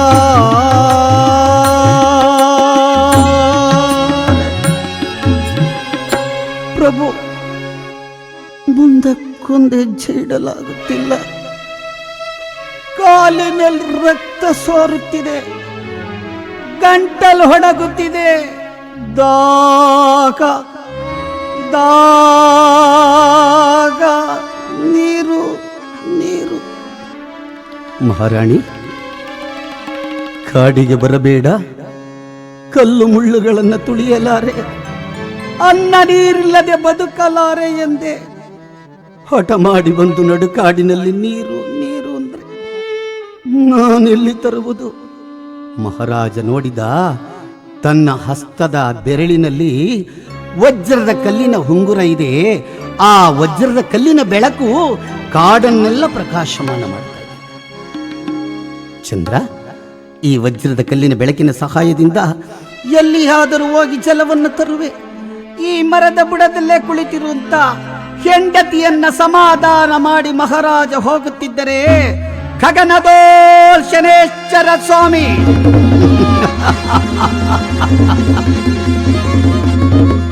ನೀರು ಬೇಕೇ? ಇದೋ ನೋಡು ನನ್ನ ಮಾಯ ಅಂತ ಹಸ್ತ ತೋರಿದರೆ ಅಲ್ಲೊಂದು ಕೊಳ ನಿರ್ಮಾಣ ಮಾಡಿದ್ದಾನೆ ಶನೇಶ್ವರ ಸ್ವಾಮಿ.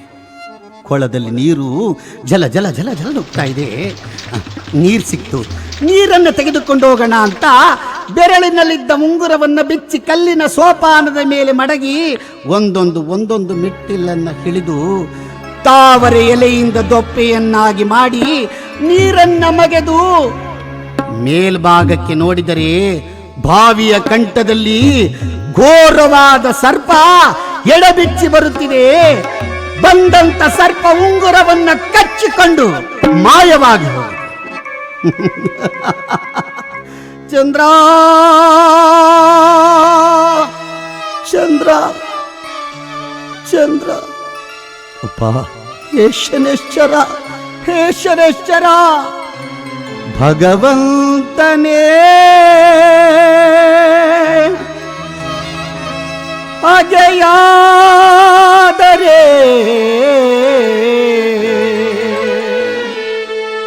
ಮಾನವ ಬಾಳುವುದುಂಟೆ ದೇವಾ, ಮಾನವ ಬಾಳುವುದುಂಟೆ.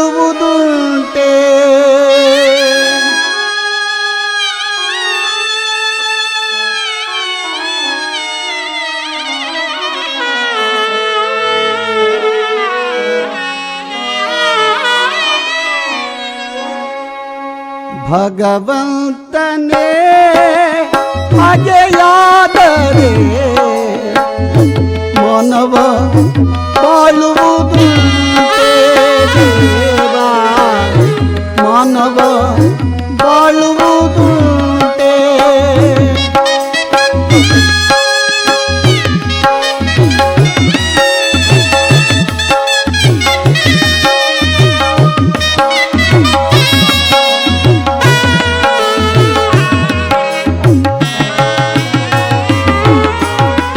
ವಜ್ರದ ಉಂಗುರ ಮಾಯವಾಯ್ತು, ಕೈಯಲ್ಲಿದ್ದ ಜಲವೇ ಹೋಯಿತು.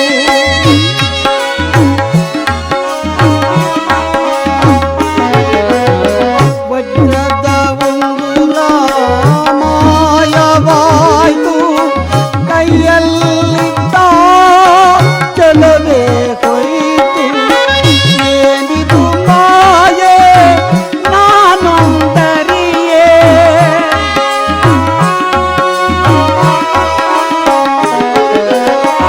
ಏನಿದು ಮಾಯೆ ನಾನೊಂದರಿಯೇ, ಅರಿಯದೆ ಹೋದೆನು ಓ ದೇವಾ, ಅರಿಯದೆ ಹೋದೆನು ಓ ದೇವಾ. ಭಗವಂತನೇ ಬಗೆಯಾದರೆ ಮಾನವ ಬಾಳುವುದುಂಟೆ ದೇವಾ, ಮಾನವ ಬಾಳುವುದುಂಟೆ ದೇವಾ, ಮಾನವ ಬಾಳುವುದುಂಟೆ. ನಿಧಾನವಾಗಿ ಒಂದೊಂದೇ ಮೆಟ್ಟಿಲನ್ನು ಹಿಡಿದು ಮೇಲ್ಭಾಗಕ್ಕೆ ಬಂದ ಸತ್ಯರಥ ಮಹಾರಾಜ ಬಂದ ಮಾರ್ಗವನ್ನ ಬಿಟ್ಟು ಬೇರೊಂದು ಮಾರ್ಗದಲ್ಲಿ ಹೊರಟ. ಬೆಳಗಾಗಿದೆ, ಪತಿರಾಯ ಬರಲಿಲ್ಲ, ಜಲವ ತರಲಿಲ್ಲ, ನನ್ನ ಪತಿ ಬರಲಿಲ್ಲ. ದಾಹ ಬಾಧಿಸುತ್ತಿದೆ, ನಾನೇ ನನ್ನ ಪತಿಯನ್ನ ಹುಡುಕಿಕೊಂಡು ಹೋಗುವೆ ಅಂತ ಮಹಾರಾಣಿ ನಿಧಾನವಾಗಿ ಎದ್ದು ಬರುತ್ತಿರಬೇಕಾದರೆ ಶನೇಶ್ವರ ಸ್ವಾಮಿಯ ಪ್ರೇರಣೆಯಿಂದ ಒಂದು ಘೋರವಾದ ಹುಲಿ ನಿರ್ಮಾಣವಾಗಿದೆ. ಹುಲಿ ಬಾಯಿ ತೆಗೆದು ಬರುತ್ತಿದ್ದರೆ ನೋಡಿದ ಮಹಾರಾಣಿ ಮೂರ್ಛೆ ಹೋಗಿದ್ದಾಳೆ. ಮೂರ್ಛವಾದಂತ ಮಹಾರಾಣಿಯನ್ನ ಕಚ್ಚಿದಂತ ಹುಲಿ ಬೇರೊಂದು ಕಾಡಿಗೆ ಹೊತ್ತುಕೊಂಡು ಹೋಗ್ತಾ ಇದ್ರೆ ಬ್ರಾಹ್ಮಣನಾಗಿ ಶನೇಶ್ವರ ಸ್ವಾಮಿ ಅಲ್ಲೇ ನಿಂತಿದ್ದಾನೆ. ಬಿಡುರಾಣಿಯ ಅಂದ ತಕ್ಷಣ ಹುಲಿ ಮಹಾರಾಣಿಯನ್ನ ಮಹಾನುಭಾವನ ಮುಂದೆ ಬಿಟ್ಟು ಹೊರಟು ಹೋಗ್ತು. ಪ್ರಜ್ಞೆ ತಪ್ಪಿದಂತ ಮಹಾರಾಣಿ ಎಚ್ಚೆತ್ತು ನೋಡ್ತಾಳೆ. ಬ್ರಾಹ್ಮಣ, ಯಾಕೆ ಸ್ವಾಮಿ? ನಾನು ಬದುಕಬಾರ್ದಾಗಿತ್ತು. ಹುಲಿ ನನ್ನನ್ನು ತಿಂದಿದ್ರೆ ಚೆನ್ನಾಗಿತ್ತು. ನಾನು ಬದುಕಬಾರ್ದಾಗಿತ್ತು ಅಂದ್ರೆ ಮಹಾನುಭಾವ ಶನೇಶ್ವರ ಸ್ವಾಮಿ ಬ್ರಾಹ್ಮಣನಾಗಿ ಹೇಳ್ತಾರೆ, ಅಮ್ಮ ನೀನು ತುಂಬ ಗರ್ಭಿಣಿ ತಾಯಿ, ಅದಕ್ಕೋಸ್ಕರ ನಿನ್ನನ್ನು ಉಳಿಸಿದೆ.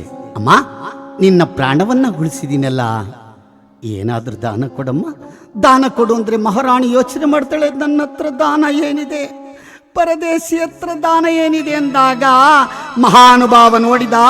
ಯಾಕಮ್ಮ ಏನು ಇಲ್ಲ ಅಂತೀಯಾ?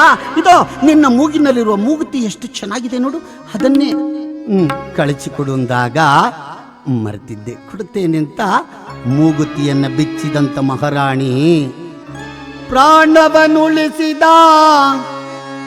ಪುಣ್ಯಾತ್ಮರಿಗೆ ನಾನೇ ನೀಡುವೆ ಮೂಗುತಿ, ಮುತ್ತೈದೆ ತನದ ಮೂಗುತಿ, ಪತಿಯ ಭಾಗ್ಯದ ಮೂಗುತಿ, ಮುತ್ತೈದೆ ತನದ ಮೂಗುತಿ.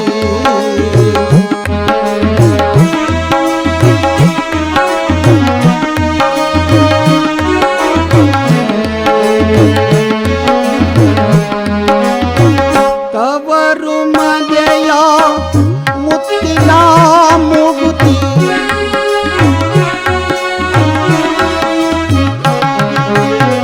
ತವರು ಮನೆಯ ಮುತ್ತಿನ ಮೂಗುತಿ, ನಾನೇ ನೀಡುವೆ ಮೂಗುತಿ, ನಾನೇ ನೀಡುವೆ ಮೂಗುತಿ, ಮುತ್ತೈದೆ ತನದ ಮೂಗುತಿ, ಪತಿಯ ಭಾಗ್ಯದ ಮೂಗುತಿ, ಮುತ್ತೈದೆ ತನದ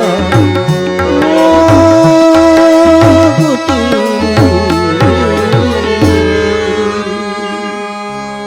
ಮೂಗುತಿಯನ್ನು ಬಿಚ್ಚಿ ಬ್ರಾಹ್ಮಣ ವೇಷಧಾರಿಯಾದ ಶನೇಶ್ವರ ಸ್ವಾಮಿಯ ಹಸ್ತಕ್ಕಿಟ್ಟು ಪಾದವನ್ನ ಹಿಡಿದುಕೊಂಡು ಕೇಳ್ತಾಳೆ, ಆಶೀರ್ವಾದ ಮಾಡಿ.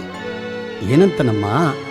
ಪತಿ ಕಟ್ಟಿದ ಮಾಂಗಲ್ಯ ಪತಿಗಲ್ಲದೆ ಬೇರೆಯವ್ರ ಕಣ್ಣಿಗೆ ಕಾಣಬಾರದು, ಆಶೀರ್ವಾದ ಮಾಡಿ ಅಂದಾಗ ಆಶೀರ್ವಾದ ಮಾಡಿದ ಮಹಾನುಭಾವ ತಟ್ಟಂತ ದೃಶ್ಯನಾಗಿ ಹೋದ. ಮಹಾರಾಣಿ ತುಂಬ ಗರ್ಭಿಣಿ, ನಡೆದು ನಡೆದು ನಡೆದು ಬರುತ್ತಿರಬೇಕಾದ್ರೆ ಅಲ್ಲೊಂದು ದೊಡ್ಡ ತಾರೆಯ ಮರ, ತಾರೆ ಮರದ ಬುಡಕ್ಕೆ ಬಂದ ತಕ್ಷಣ ಪ್ರಸವ ವೇದನೆ ಪ್ರಾರಂಭವಾಗಿದೆ, ಹೆರಿಗೆಯ ಬಾಧಿ ಪ್ರಾರಂಭವಾಗಿದೆ. ತಾಳಲ ಸಾಧ್ಯವಾಗಿದೆ. ತುಂಬು ಹೊಟ್ಟೆಯನ್ನ ತಾರೆ ಮರದ ಬುಡಕ್ಕೆ ಕೊಟ್ಟು ಮರವನ್ನ ತಬ್ಬಿ ಮಾತಾಡಿಸ್ತಾಳೆ. ಮಾತಾಡವ್ವ, ಮಾತಾಡು ಅವ್ವ, ಅವ್ವ ತಾರೆ ಮರದ ತಾಯೇ ಎನ್ನ ಕಷ್ಟ ಬಂದು ಕಾಯೇ, ತಾಯೇ ಕಷ್ಟ ಬಂದು ಕಾಯೇ, ಕಾಯೇ.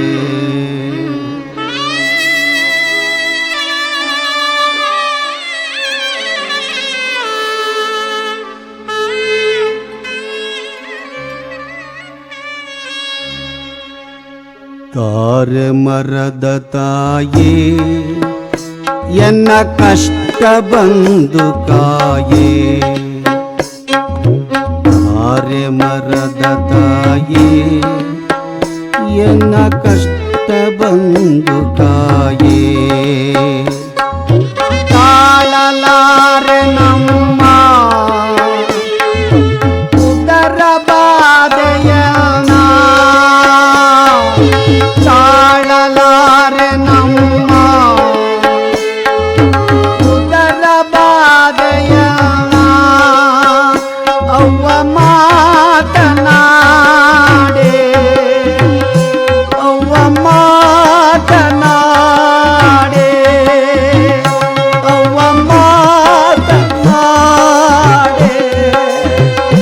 ಅವ್ವ ಮಾತನಾಡೆ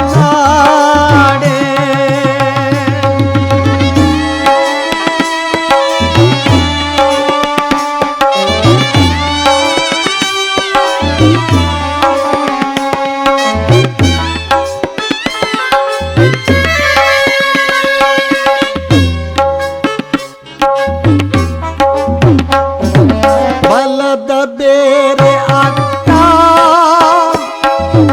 ಎಡದ ಬೇರೆ ತಂಗಿ ಬಲದ ಬೇರೆ ಅಕ್ಕ ಎಡದ ಬೇರೆ ತಂಗಿ ತಾಳಲಾರೆ ನಮ್ಮ ಉದರ ಬಾಧೆಯನ್ನ ತಾಳಲಾರೆ ನಮ್ಮ ಉದರ ಬಾಧೆಯನ್ನ ಮಾತನಾಡೆ ತಂಗಿ ಮಾತನಾಡೆ ಅವ್ವ ಮಾತನಾಡೆ ಅವ್ವ ಮಾತನಾಡೆ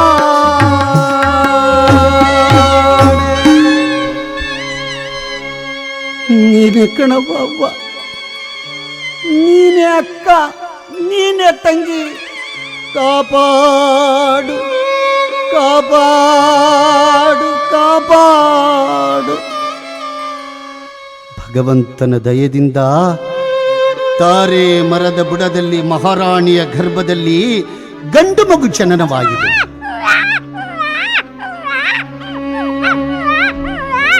ಒಂದು ಕಡೆ ಮಗು ಅಳುತ್ತಿದೆ, ಇನ್ನೊಂದು ಕಡೆ ಮಹಾರಾಣಿ ಮೂರ್ಛೆ ಹೋಗಿದ್ದಾಳೆ. ಅಳುವಿನ ಶಬ್ದವನ್ನ ಕೇಳಿದಂತ ಮಹಾರಾಣಿ ತೆವಳಿ ತೆವಳಿ ಹೋಗಿ ಮಗುವನ್ನ ಬಾಚಿ ಕಶ್ಮಲವಾದ ಸೀರೆಯ ಸೆರಗಿನಲ್ಲಿ ಸುತ್ತು ಅಳಬೇಡ ಅಳಬೇಡ ನಡಿ, ನಿಮ್ಮ ಜನಕನನ್ನ ತೋರಿಸುವೆ ಅಂತ ಸೀರೆಯೆಲ್ಲ ಕಶ್ಮಲವಾಗಿದೆ, ನಡೆಯಕ್ಕಾಗ್ತಾ ಇಲ್ಲ. ನಡೆದು ನಡೆದು ಕಣಿವೆ ದಾರಿಯ ಮುಂಭಾಗದಲ್ಲಿ ಹೋಗ್ತಾ ಇದ್ರೆ ಅಲ್ಲೊಂದು ಘೋರವಾದ ಬಂಡೆಯ ಮೇಲೊಂದು ಗುಡಿಸಲು, ಆ ಗುಡಿಸಲಲ್ಲಿ ಕೊರಮರ ಎಲ್ಲಮ್ಮ ವಾಸವಾಗಿದ್ದಾರೆ. ನೋಡಿದ ಕಳ್ಳ ಮಹಾರಾಣಿಯ ಮಗುವನ್ನ ಆಭರಣವೆಂದು ತಿಳಿದ ಹೆಂಡತಿಯಿಂದ ಖಡ್ಗವನ್ನ ತೆಗೆದು ಆರಿದ ಬಂಡೆಯನ್ನ ನೀನು ಮಹಾರಾಣಿಯ ಕತ್ತಿಗೆ ಖಡ್ಗವನ್ನ ಬೀಸಬೇಕು. ಅಷ್ಟರಲ್ಲಿ ಮಹಾರಾಣಿಯ ಮುಖವನ್ನೊಂದು ಸಾರಿ ನೋಡಿದ ಕಳ್ಳ ಆ ನೋಡಿದ ತಕ್ಷಣ ಆತನಲ್ಲಿದ್ದ ಅಜ್ಞಾನ ಹೋಗಿ ಸುಜ್ಞಾನ ಬಂದಿದೆ. ಅಮ್ಮ ಅಮ್ಮ, ಯಾರಮ್ಮ, ಯಾರು ನೀನು? ಇಂದು ವದನೆ ಯಾರ ಮಡದಿ ನಾರಿ ಪೇಳಮ್ಮ ಅಮ್ಮ.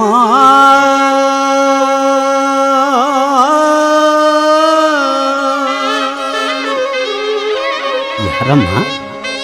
ಈಗ ತಾನೇ ಹೆರಿಗೆಯಾದ ಮಗುವನ್ನ ಕಶ್ಮಲವಾದ ಸೀರೆಯಲ್ಲಿ ಸುತ್ತಕೊಂಬಂದಿದೆಯಲ್ಲ, ಯಾರು ನೀನು, ಯಾರು ನೀನು ಅಂದಾಗ ಮಹಾರಾಣಿ ದುಃಖಿಸುತ್ತ ನಾನು ಯಾರು ಗೊತ್ತೇನಣ್ಣ, ಹೇಳಮ್ಮ ಹೇಳು.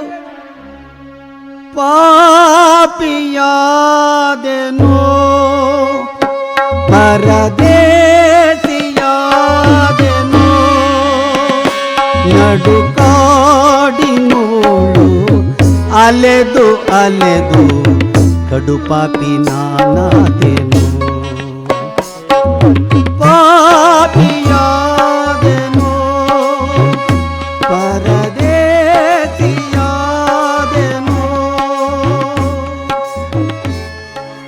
ನನ್ನ ಪರದೇಸಿ ಈ ಮಗು ಬಿಟ್ರೆ ನನಗೆ ಯಾರು ಗತಿ ಇಲ್ಲ ಅಂದಾಗ ಆ ಕಳ್ಳ ಎಲ್ಲಯ್ಯ ಮಹಾರಾಣಿಯ ಕಣ್ಣೀರನ್ನು ಒರೆಸಿ ನಡೆ, ನನ್ನ ಗುಡಿಸಲಲ್ಲಿ ನಿನ್ನ ಮತ್ತು ನಿನ್ನ ಮಗುವನ್ನು ನಾನು ಚೆನ್ನಾಗಿ ಸಾಕಿಕೊಳ್ಳುತ್ತೇನೆ ಅಂತ ಕರೆದುಕೊಂಡೋಗಿ ಆ ಜಳಕವನ್ನು ಮಾಡಿಸಿ ಹೊಸ ಬಟ್ಟೆಯನ್ನು ಉಡಿಸಿ ಚತುರತೆಯಿಂದ ಕೂಡಿದಂಥ ಮಗುವಿಗೆ ಚತುರ ನಾಮಕರಣವನ್ನು ಮಾಡಿದ್ದಾರೆ. ಕಳ್ಳನ ಮನೆಗೆ ಸೇರಿದಳು ಮಹಾರಾಣಿ. ನಡುಕಾಡಿನಲ್ಲಿ ನಡೆದು ನಡೆದು ಸತ್ಯವ್ರತ ಮಹಾರಾಜನ ಗಡ್ಡ ಮೀಸೆಗಳೆಲ್ಲ ಬೆಳೆದಿವೆ, ಬಟ್ಟೆ ಶತಚಿತ್ರವಾಗಿದೆ. ಚಂದ್ರ ಚಂದ್ರ ಒಂದು ಸಾರಿ ಮುಖ ತೋರಿಸು, ಒಂದು ಸಾರಿ ಮುಖ ತೋರಿಸು. ಚಂದ್ರ ಚಂದ್ರ ಅಗಲಿರಲಾರೆ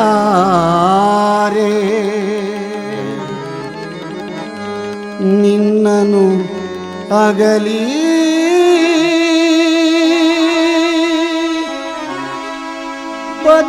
ಬದುಕಿರಲಾರೆ ಬಳಿಬಾರೆ.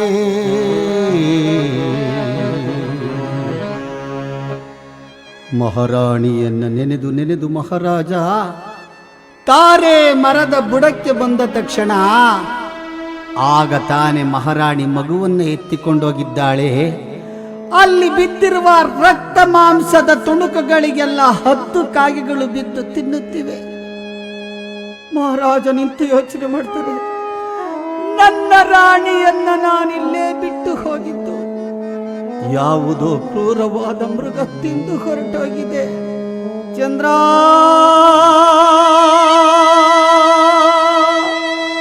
ನನ್ ಬಿಟ್ಬಿಟ್ಟು ಹೊರಟೋದ.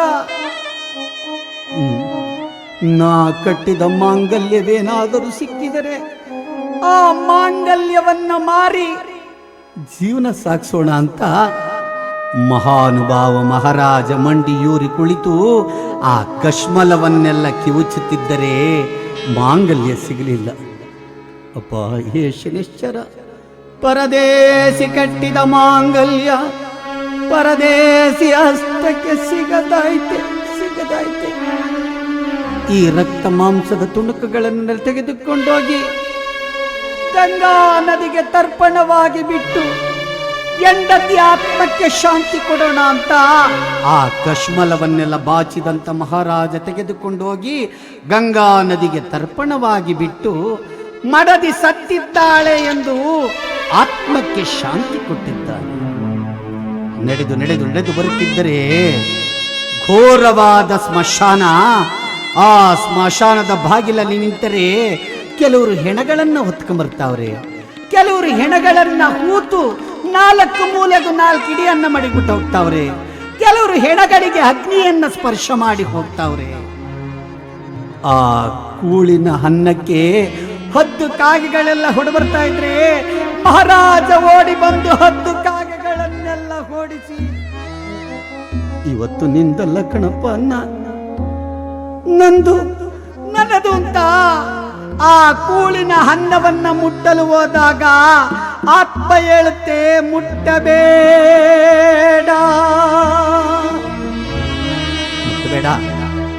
ಈ ಹಸ್ತದಿಂದ ಸಾವಿರಾರು ಪ್ರಜೆಗಳಿಗೆ ಅನ್ನ ಹಾಕಿದ್ಯಾ, ಈ ಕೂಳಿನ ಅನ್ನವನ್ನ ಮುಟ್ಟಬೇಡ ಅಂದ್ರೆ ಹಸಿ ಬೀಳ್ತದೆ. ಬಿಡಬೇಡ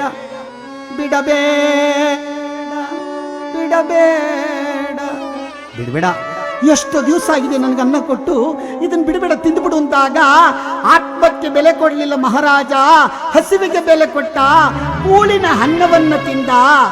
ಅಲ್ಲಿ ಬಿದ್ದಿರುವಂತ ಹೊಸ ಬಟ್ಟೆಯನ್ನು ತೆಗೆದ, ಹಕ್ಕಿಯ ಗಂಟನ್ನು ತೆಗೆದ, ನಾಣ್ಯವನ್ನು ತೆಗೆದ, ಕಾಯ್ಚೂರನ್ನು ತೆಗೆದುಕೊಂಡು ಒಂದು ಹುಣಸೆ ಮರದ ಪಟರಿನಲ್ಲಿ ಕುಳಿತಿರಬೇಕಾದರೆ ಕಾವಲುಗಾರರು ಬಂದು ನೋಡ್ತಾರೆ, ಕಳ್ಳತನವಾಗಿದೆ, ಇಲ್ಲೇ ಎಲ್ಲೋ ಕಳ್ಳನಿರಬಹುದು ಅಂತ ಹುಡುಕುತ್ತಿದ್ದರೆ ಹುಣಸೆ ಮರದ ಪಟರಿನಲ್ಲಿ ಕುಂತಂತ ಮಹಾರಾಜನನ್ನು ಹೆಳೆದು ಬಿದ್ದಿದ್ದ ಸೌದೆ ಕೊರಡೆಯಿಂದ ಫೈಡ್ ಫೈಡ್ ಫೈಡ್ ಎಲ್ಲ ಹೊಡೆದಿದ್ದಾರೆ.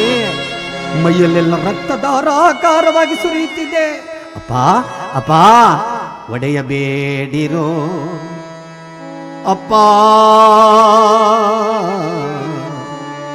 ತಡೆಯಲಾರೆ, ಹೊಡಿಬೇಡಿ, ನಿಮ್ ತಮ್ಮಯ್ಯ ಅಂತ ರಕ್ತ ನೋಡಿ ಸುರಿತಾ ಇದೆ, ಹೊಡಿಬೇಡಿ ಅಂತ ಹೇಳ್ತಾ ಇದ್ರೆ ಕುರುಬರ ಬೀರಪ್ಪಜ್ಜ ಕುರಿಗಳನ್ನ ಬಿಟ್ಟು ಬಂದು ನೋಡ್ತಾರೆ, ರಕ್ತ ಬರೋ ತಕ್ಕ ಹೊಡೆದು ಬಿಟ್ಟವ್ರೆ. ಏಯ್ ತಡೀರು, ಯಾಕಪ್ಪ ಹೊಡಿತಾ ಇದ್ದೀರಾ? ತಾತ, ನಮಗೆ ಬರಬೇಕಾದಂತ ಅಕ್ಕಿ ಗಂಟನ್ನು ಬಿಟ್ಟಿಲ್ಲ, ಹೊಸಬಟ್ಟೆ ಬಿಟ್ಟಿಲ್ಲ, ನಾಣ್ಯ ಬಿಟ್ಟಿಲ್ಲ, ಕಾಯ್ಚೂರನ್ನು ಬಿಟ್ಟಿಲ್ಲ, ಕಳ್ಳ. ಕೇಳ್ತೀನಿ ತಡ್ರಪ್ಪ, ಯಾಕಪ್ಪ ಈ ಸ್ಮಶಾನಕ್ಕೆ ಯಾಕೆ ಬಂದೆ ಅಂತ ಬೀರಪ್ಪಜ್ಜ ಕೇಳಿದರೆ ಸತ್ಯವ್ರತ ಮಹಾರಾಜ ಹೇಳ್ತಾರೆ, ತಾತ ಅನ್ನಕ್ಕಾಗಿ ಬಂದೆ, ಅನ್ನಕ್ಕಾಗಿ ಬಂದೆ.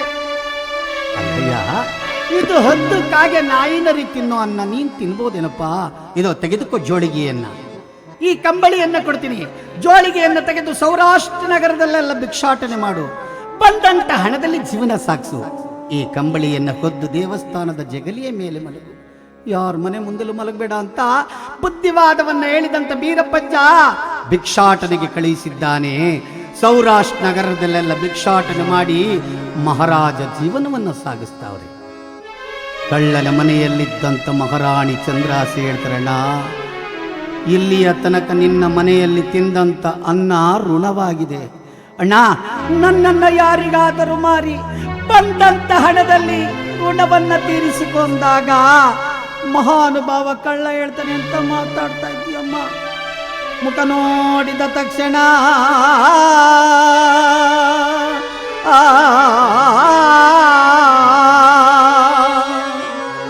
ಅಜ್ಞಾನ ಹೋಗಿ ಸುಜ್ಞಾನ ಬಂತು ತಾಯೇ. ನಿನ್ನ ಮುಖ ನೋಡಿದ ತಕ್ಷಣ ನನ್ನ ಅಜ್ಞಾನವಾಗಿ ಸುಜ್ಞಾನ ಬಂದಿದೆ. ಇವತ್ತು ನನ್ನನ್ನು ಮಾರು ಅಂತೀಯಲ್ಲ, ಮಾರಲ್ಲ, ನಾನು ಮಾರಲ್ಲ ಅಂದಾಗ, ಅಣ್ಣ ನೀನೇನಾರ ನನ್ನನ್ನು ಮಾರಲಿಲ್ಲ ಅಂದ್ರೆ ನಿನ್ನ ಮನೆಯ ಅನ್ನವನ್ನ ಉಣಲಾರೆ ಅಂತ 3 ದಿವಸವಾಗಿದೆ. ತಾಯಿ ಊಟ ಮಾಡಿಲ್ಲ ಅಂತ ಮಗು ಊಟ ಮಾಡಿಲ್ಲ, ಮಗು ಊಟ ಮಾಡಿಲ್ಲ ಅಂತ ತಾಯಿ ಊಟ ಮಾಡಿಲ್ಲ. ಕಳ್ಳನ ಹೆಂಡತಿ ಮಾತನಾಡಿಕೊಂಡಿದ್ದಾರೆ, ಸ್ವಾಮಿ ಇವರನ್ನ ಮಾರಲೇಬೇಕು ಅಂತ ತಾಯಿ ಮಗುವಿಗೆ ಸ್ನಾನವನ್ನ ಮಾಡಿಸಿಕೊಂಡು ಆ ಸೌರಾಷ್ಟ್ರ ನಗರದ ಬೀದಿಯಲ್ಲಿ ಬರ್ತಾ ಇದ್ರೆ ಅಲ್ಲೊಂದು ಶಿವನ ದೇವಾಲಯದ ಮುಂಭಾಗದಲ್ಲಿ ನಿಂತು ಕಳ್ಳನ ಹೆಂಡತಿ ಮಹಾರಾಣಿಯ ಮಗು ಕೈ ಮುಗಿದರೆ ಅರ್ಚಕರು ಮಗುವಿನ ಕೈಗೆ ಪ್ರಸಾದವನ್ನು ಕೊಟ್ಟಿದ್ದಾರೆ. ದೇವಸ್ಥಾನದ ದ್ವಾರ ಬಾಗಿಲಿಗೆ ಬಂದರೆ ಮಹಾರಾಜ ಅಲ್ಲೇ ನಿಂತಿದ್ದಾನೆ. ಭವತಿ ಭಿಕ್ಷಾಂದೇಹಿ, ಭವತಿ ಭಿಕ್ಷಾಂದೇಹಿ, ಭವತಿ ಭಿಕ್ಷಾ. ಮಗು ಅರ್ಚಕರು ಕೊಟ್ಟಂತ ಪ್ರಸಾದವನ್ನ ಜೋಳಿಗೆಗೆ ಹಾಕಲು ಹೋದಾಗ ಸತ್ಯವ್ರತ ಮಹಾರಾಜ ಮಗನ ಪಾದಗಳನ್ನೇ ಹಿಡಿದು, ಕಂದ ನನಗ್ ಕೊಡ್ಬೇಕು ಅಂತ ಮನಸ್ಸಾಯ್ತಲ್ಲ, ನನಗ್ ಕೊಡ್ಬೇಕು ಅಂತ ಮನಸ್ಸಾಯ್ತಲ್ಲ ಅಂತ ಪಾದಕ್ಕೆ ನಮಸ್ಕರಿಸಲು ಹೋದಾಗ ಮಹಾರಾಣಿ ಮಗನನ್ನ ಎಳೆದುಕೊಂಡೊಳೆ ಹೊರತು ಮಹಾರಾಜ ಅಂತ ಗುರ್ತೇ ಹಿಡಿಲಿಲ್ವಂತ. ಸೌರಾಷ್ಟ್ರ ನಗರದ ಮಾರುಕಟ್ಟೆಯ ಮೇಲೆ ತಂಗಿ ಮಗುವನ್ನು ನಿಲ್ಲಿಸಿಕೊಂಡು ಕಳ್ಳ, ಸೌರಾಷ್ಟ್ರ ನಗರದ ನಗರವಾಸಿಗಳೇ, ಮಾರುವೆ ತಂಗಿಯ, ಮಾರುವೆ ತಂಗಿಯ. ಸೌರಾಷ್ಟ್ರ ನಗರದಲ್ಲಿ ರಾಮಜೋಯಿಸರು ಬಂದು ಕೇಳ್ತಾರೆ, ಯಾರನ್ನು ಮಾರ್ತೀಯಪ್ಪ? ನನ್ನ ತಂಗಿ ಮಾರ್ತೀನಿ. ಬೆಲೆ 1,00,000 ವರಹಗಳು. ಇಲ್ಲ, ಖಂಡಿತ ಕೊಡಲಾರೆ, ನಾನು ಕೊಡದೆ ಕೇವಲ 2 ದುಡ್ಡು. ಕಳ್ಸಂಗಿದ್ದು ಕಳ್ಸು, ಇಲ್ಲ ಅಂದ್ರೆ ಬೇರೆಯವ್ರಿಗೆ ಮಾರ್ಕೊಂಡಾಗ ಈ ಮಾತನ್ನ ಕೇಳಿದಂತ ಮಹಾರಾಣಿ, ಅಣ್ಣ ಆಸೆ ಎಂಬುದು ಯಮಪಾಶವಣ್ಣ, ಅವರೆಷ್ಟು ಕೊಡ್ತಾರೋ ಅಷ್ಟೆಲ್ಲ ಋಣ ತೀರಿಸ್ಕೊ ಅಂತ ರಾಮಜೋಯಿಸರು ಕೊಟ್ಟಂತ ಕೇವಲ 2 ದುಡ್ಡುಗಳನ್ನ ಕಳ್ಳನಿಗೆ ಕೊಟ್ಟು ಹೇಳ್ತಾರೆ, ಅಣ್ಣ ಮುಂದಿನ ಜನ್ಮದಲ್ಲೇನಾದರೂ ಹುಟ್ಟಿದರೆ ನಿನ್ನ ತಂಗಿಯಾಗೆ ಹುಟ್ಟುವೆ, ನಿನ್ನ ತಂಗಿಯಾಗೆ ಹುಟ್ಟುವೆ. ಮಗು ಚತುರ ಓಡಿ ಬಂದು ಕಳ್ಳನನ್ನ ತಬ್ಬಿ ಹೇಳ್ತಾರೆ, ತಾತ ಮುತ್ತಿಟ್ಟೆ ತುತ್ತಿಟ್ಟೆ ಹೆಗಲ ಮೇಲೊತ್ತು ಬೆಳೆಸಿದೆ ಹೆಗಲ ಮೇಲು. ನೀನ್ ಬಿಟ್ಟು ಹೋಗಲ್ಲ ಹೋಗಲ್ಲ ಅಂದ್ರೆ ಕಳ್ಳ ಮಗುವನ್ನ ತಬ್ಬಿ ಕಂದ. ಹಸು ಇದ್ದ ಕಡೆ ಕರು ಇರಬೇಕು, ತಾಯಿ ಇದ್ದ ಕಡೆ ಮಗು ಇರಬೇಕಪ್ಪ, ಹೋಗು ಹೋಗು ಅಂತ ಆ ಮಹಾತಾಯಿ ಚಂದ್ರಾಸಿ ಒಡಗೂಡಿ ಮಗನನ್ನ ಕಳುಹಿಸಿ ಆ ಕಳ್ಳ ಗುಡಿಸಲನ್ನ ಸೇರಿದ್ದಾನೆ. ರಾಮ ಜೋಯಿಸರ ಮನೆಯಲ್ಲಿ ಸಾಯಂಕಾಲದ ತನಕ ಕೆಲಸ ಮಾಡಿದ್ರೆ ಸಾಯಂಕಾಲ ಎಲೆಯಲ್ಲಿ ಅನ್ನವನ್ನ ಕೊಡ್ತಾರೆ. ಒಂದು ದಿವಸ ಆ ಅನ್ನವನ್ನ ಮಹಾತಾಯಿ ಚಂದ್ರಾಸಿ ಮಗುವಿಗೆ ತಿನ್ನಿಸುವಂತ ಸಮಯ. ರಾಮ ಜೋಯಿಸರಿಗೊಬ್ಬ ಮಗ ಇದ್ದಾನೆ ದಂಡಪಾಲ. ಓಡಿ ಬಂದು ಎಲೆಯಲ್ಲಿದ್ದಂತ ಅನ್ನವನ್ನ ಕಿತ್ತೆಸ್ದ. ತಂದೆಯನ್ನ ಕರೀತ, ತಂದೆ ಈಕೆ ಓರ್ವಳನ್ನೇ ಕೊಂಡುಕೊಂಡು ಬಂದಿದ್ದೀಯಾ ಅಥವಾ ಈಕೆ ಜೊತೆಯಲ್ಲಿ ಮಗುವನ್ನ ಕೊಂಡುಕೊಂಡು ಬಂದಿದ್ದೀಯಾ ಅಂದ್ರೆ ಇಲ್ಲ ಕಣಪ್ಪ, ಇಲ್ಲ. ಹಾಗಾದ್ರೆ ಈ ಮಗುವನ್ನ ಬೇರೆಯವರ ಮನೆಯಲ್ಲಿ ಬಿಟ್ಟು ಬಾ ಅನ್ನು. ಬಿಟ್ಟು ಬರಲು ಒಪ್ಪಿಕೊಳ್ಳದಿದ್ದರೆ ನಾವು ಕೊಟ್ಟಂತ ಹಣವನ್ನ ಕೊಟ್ಟು ಹೊರಟೋಗು ಅನ್ನುಂದಾಗ ಈ ಮಾತನ್ನ ಕೇಳಿದ್ದ ಮಹಾರಾಣಿ ಹೇಳ್ತಾರೆ, ಅಂತ ಮಾತಾಡ್ತಾ ಇದ್ದೀರಪ್ಪ. ಅಪ್ಪ, ನನ್ನ ಮಗು ಜನನವಾದ ತಕ್ಷಣ ನನ್ನ ಗಂಡನ ನೆನಪೇ ಹೊರಟೋಗಿದೆ. ನನ್ನಿಂದ ನನ್ನ ಮಗನನ್ನ ದೂರ ಮಾಡಬೇಡಿ ಎಂದಾಗ ರಾಮ ಜೋಯಿಸ್ರು ಹೇಳ್ತಾರಮ್ಮ, ಹಣ ಕೊಡಮ್ಮ, ಮಗುವನ್ನ ಕರೆದುಕೊಂಡು ಹೋಗುವಂದಾಗ ವಿಧಿ ಇಲ್ಲ. ಮಗುವನ್ನ ಎಳೆದುಕೊಂಡು ಸೌರಾಷ್ಟ್ರಗರದ ಬೀದಿಯಲ್ಲಿ ಹೋಗ್ತಾ ಇದ್ರೆ ಅತ್ತ ಭಾಗದಿಂದ ಅಗಸರ ತಿಮ್ಮಯ್ಯ ಕತ್ತೆಗಳ ಮೇಲೆ ಏರನ್ನ ಹಾಕಿಕೊಂಡು ಬರುತ್ತಿದ್ದರೆ ತಾಯಿ ಮಗು ಹೋಗಿ ಅಗಸರ ತಿಮ್ಮಯ್ಯನ ಪಾದವನ್ನ ಹಿಡಿದುಕೊಂಡಿದ್ದಾರೆ. ತಾತ ತಾತ ನನ್ನ ಮಗನ ಇರ್ಸ್ಕೊಳ್ತಾತ, ನನ್ನ ಮಗನ ಇರ್ಸ್ಕೊಂಡ್ರೆ ಅಗಸರ ತಿಮ್ಮಯ್ಯ ಹೇಳ್ತಾನಮ್ಮ, ನಿನ್ನ ಮಗನನ್ನ ನಾನು ಇರ್ಸ್ಕೊಂಡ್ರೆ ನನ್ನ ಮನೇಲಿ ಏನ್ ಕೆಲಸ ಮಾಡ್ತಾನಮ್ಮ? ಮಗು ಹೇಳ್ತದೆ, ತಾತ ನಿನ್ನ ಮನೆಗಳ ಕತ್ತೆಗಳನ್ನ ಕಾಯುವೆನು ಅಂದಾಗ ಅಗಸರ ತಿಮ್ಮಯ್ಯ ಒಪ್ಪಿದ್ದಾನೆ ಇರಿಸಿಕೊಳ್ಳಲು. ಆ ಮಗುವನ್ನ ಬಿಟ್ಟು ಹೋಗುವಂತ ಸಂದರ್ಭ. ಮಹಾರಾಣಿ ಕಣ್ಣಲ್ಲಿ ಧಾರಾಕಾರವಾಗಿ ನೀರು ಹೋಗುತ್ತಿದೆ. ಕಣ್ಣೀರನ್ನು ಒರೆಸಿದಂತ ಮಗು ಚತುರ ಹೇಳ್ತದಮ್ಮ, ಹೋಗುವೆಯಾಗಮ್ಮ ಹೋಗುವೆಯ ಕಣ್ಣೀರ ಕಂಬನಿ ಕರೆಯುವೆಯ ಅಮ್ಮ ಕರೆಯುವೆಯ. ಹೊರಟಾಗ್ತೀಯ ಅಂದ್ರೆ ಅಳ್ಬೇಡ, ದಿನಕ್ಕೊಂದಾವರ್ತಿ ಬಂದು ನಿನ್ನನ್ನು ನೋಡ್ಕೊಂಡು ಹೋಗ್ತೀನಿ. ತಾತ ಬೇಸರ ಮಾಡ್ಕೊತಾನೆ ಹೋಗುಂತ ಅಗಸರ ತಿಮ್ಮಯ್ಯನ ಜೊತೆಯಲ್ಲಿ ಮಗುವನ್ನ ಕಳುಹಿಸಿ ರಾಮ ಜೋಯಿಸರ ಮನೆಯಲ್ಲಿ ಕೆಲಸ ಮಾಡ್ತಾ ಇದ್ರೆ ಜೋಳಿಗೆಯನ್ನ ಹಿಡಿದಂತ ಸತ್ಯವ್ರತ ಮಹಾರಾಜ ಭವತಿ ಭಿಕ್ಷಾಂದೇಹಿ ಎಲೆಯಲ್ಲಿ ಅನ್ನವನ್ನ ಮಡಗಿದ್ದಾರೆ.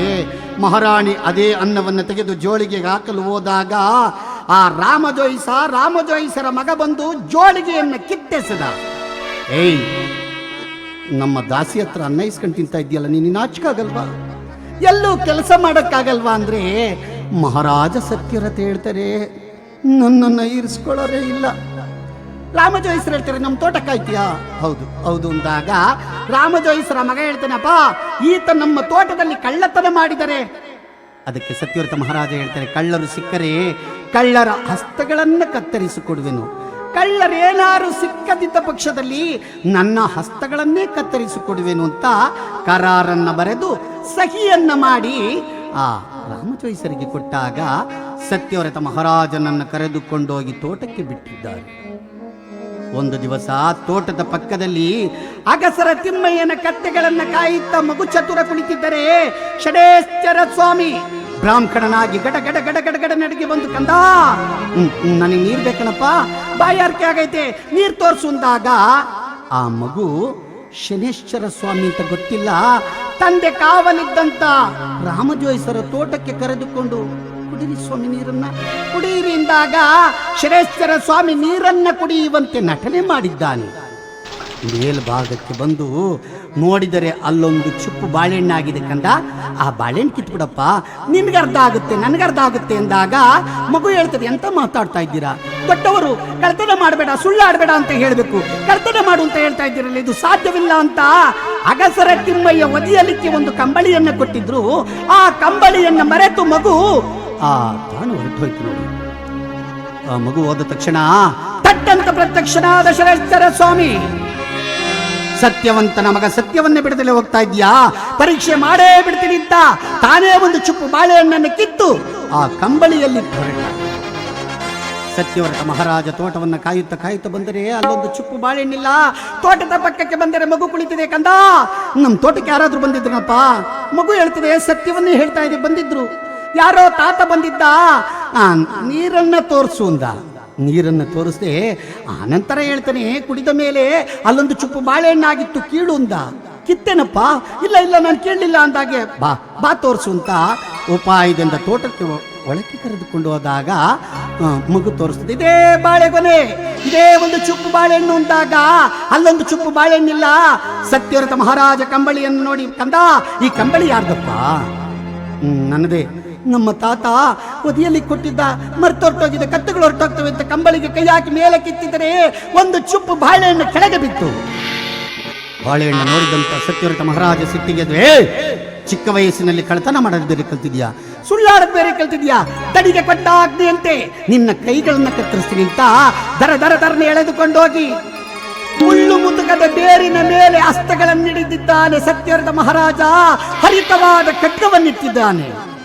ಮಗು ಹೇಳ್ತದೆ, ಬೇಡ ನಮ್ಮಮ್ಮ ದಿನಕ್ಕೊಂದ ಆವರ್ತಿ ಬಂದು ನೋಡ್ಕೊಂಡು ಹೋಗ್ತೀನಿ ಅಂತ ಹೇಳವಳೆ, ನಮ್ಮಮ್ಮ ಬಂದ ಮೇಲೆ ಈ ಹಸ್ತಗಳನ್ನ ತೋರಿಸ್ಬಿಡ್ತೀನಿ, ಕತ್ತರಿಸ್ಬಿಡಿಂದಾಗ ಆ ಸಿಟ್ಟಿಗೆದ್ದಂತ ಸತ್ಯವ್ರತ ಮಹಾರಾಜ ಹರಿತವಾದ ಖಡ್ಗದಿಂದ ಆ ಚತುರನ ಹಸ್ತಗಳನ್ನ ಧಡಾರಂತೆ ಕತ್ತರಿಸಿದ.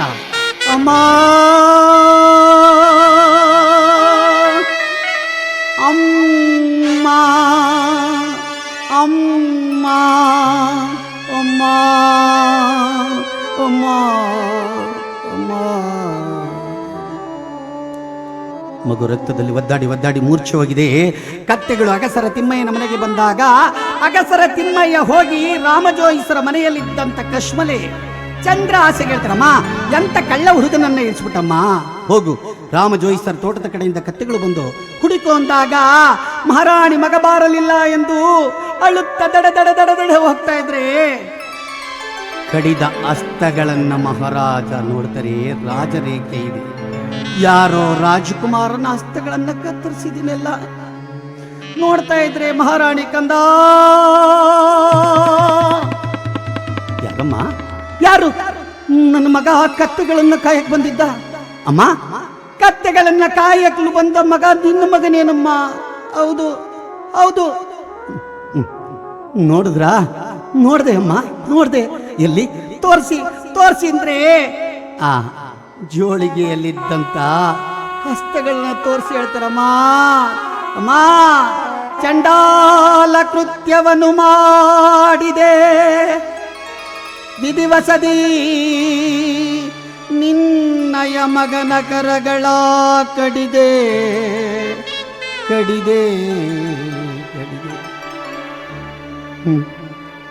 ನನ್ನ ಮಗನ ಕೈಗಳು ಕತ್ತರಿಸ್ಬಿಟ್ಟಿದ್ರ ಕಾರಣ ನಮ್ಮ ತೋಟದಲ್ಲಿ ಬಾಳೆಹಣ್ಣು ಕದ್ದು ಬಿಟ್ಟಿದ್ದ. ಇಲ್ಲ ನನ್ನ ಮಗ ಕಳ್ತನ ಮಾಡೋನಲ್ಲ, ಸುಳ್ಳು ಹೇಳೋದನ್ನೆಲ್ಲ ನನ್ನ ಮಗನ್ ತೋರಿಸಿ, ನಿಮ್ಮ ತಮ್ಮಯ್ಯಂತಿನ ಮಗನ್ ತೋರಿಸಿ ಅಂದ್ರೆ ಕೊಳ್ಳಿಯ ಬೆಳಕಿನಲ್ಲಿ ಕರೆದುಕೊಂಡು ಹೋಗಿ ತೋರಿಸಿದರೆ ರಕ್ತದ ಮಡುವಿನಲ್ಲಿ ಒದ್ದಾಡಿ ಮಗು ಮೂರ್ಛೆ ಹೊರಟೋಗಿದೆ. ಮಗುವನ್ನ ತೊಡೆಯ ಮೇಲೆ ಎಳೆದುಕೊಂಡು ಮಹಾರಾಣಿ ಹೇಳ್ತಾಳೆ, ಕಂದ ಮಾತಾಡಪ್ಪ ಸುಕುಮಾರ, ನೀನಳಿದು ಕಡುತಾಪದೊಳು ಉಳಿದು ಬಾಳೆಲ್ಲ ಬರಡಾಯಿತೆ ಮಗನೇ, ಬಾಳೆಲ್ಲ ಬರಡಾಯಿತೆ.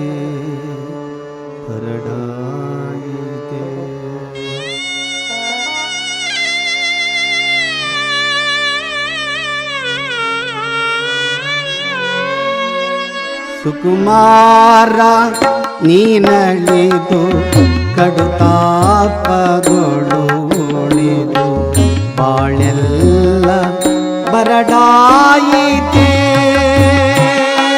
ಮಗನೇ ಬಾಳೆಲ್ಲ ಬರಡಾಯಿತೆ.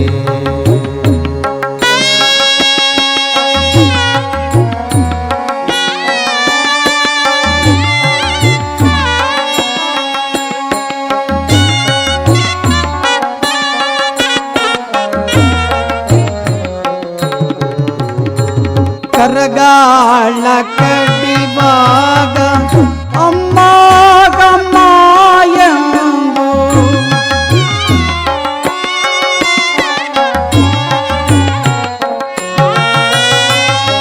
ಕರಗಾಳ ಕಡಿವಾಗ ಅಮ್ಮ ಗಮ್ಮ ಎಂದು ಎಷ್ಟು ದುಃಖಿಸಿದೆಯೋ ಎನ್ನನ್ನು ಎಷ್ಟು ದುಃಖಿಸಿದೆಯೋ ಎನ್ನನ್ನು ಸುಕುಮಾರ ನೀನಳಿದು ಕಡುತಾಪಗಳು ಉಳಿದು ಬಾಳೆಲ್ಲ ಬರಡಾಯಿತೆ.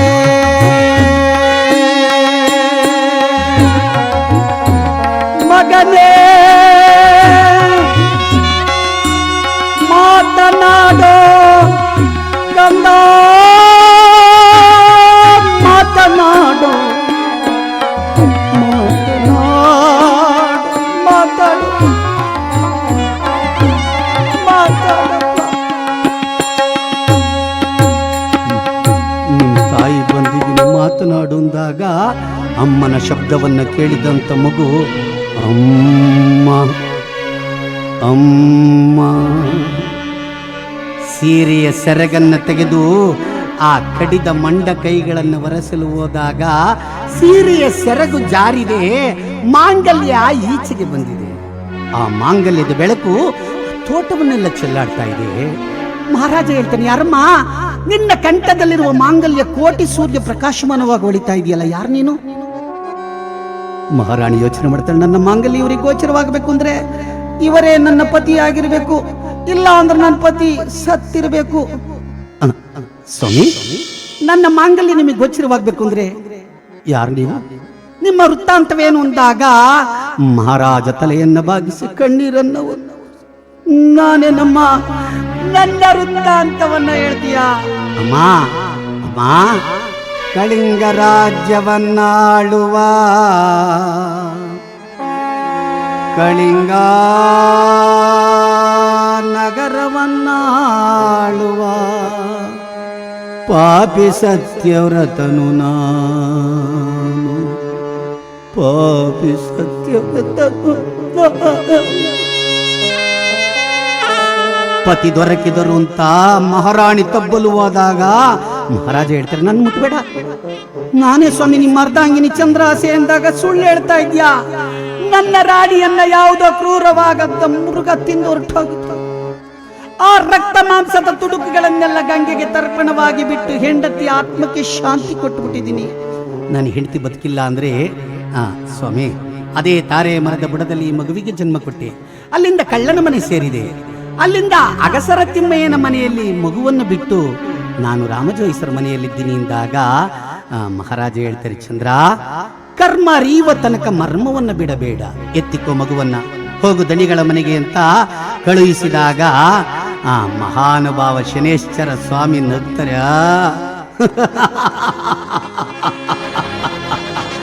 ಮಗುವನ್ನ ಪರೀಕ್ಷೆ ಮಾಡಿದ್ದಾಯ್ತು, ಇನ್ನ ಮಹಾರಾಣಿಯನ್ನ ಪರೀಕ್ಷೆ ಮಾಡಬೇಕು ಅಂತ ಸೌರಾಷ್ಟ್ರ ನಗರದ ಧನಪಾಲ ಶೆಟ್ಟಿಯ ಮನೆಯಲ್ಲಿ ವರದಂತಿ ಹಬ್ಬ ಗೋಧಿ ಬೀಸಕ್ಕೊಂದು ಹಾಳ್ಬೇಕಾಗಿತ್ತು.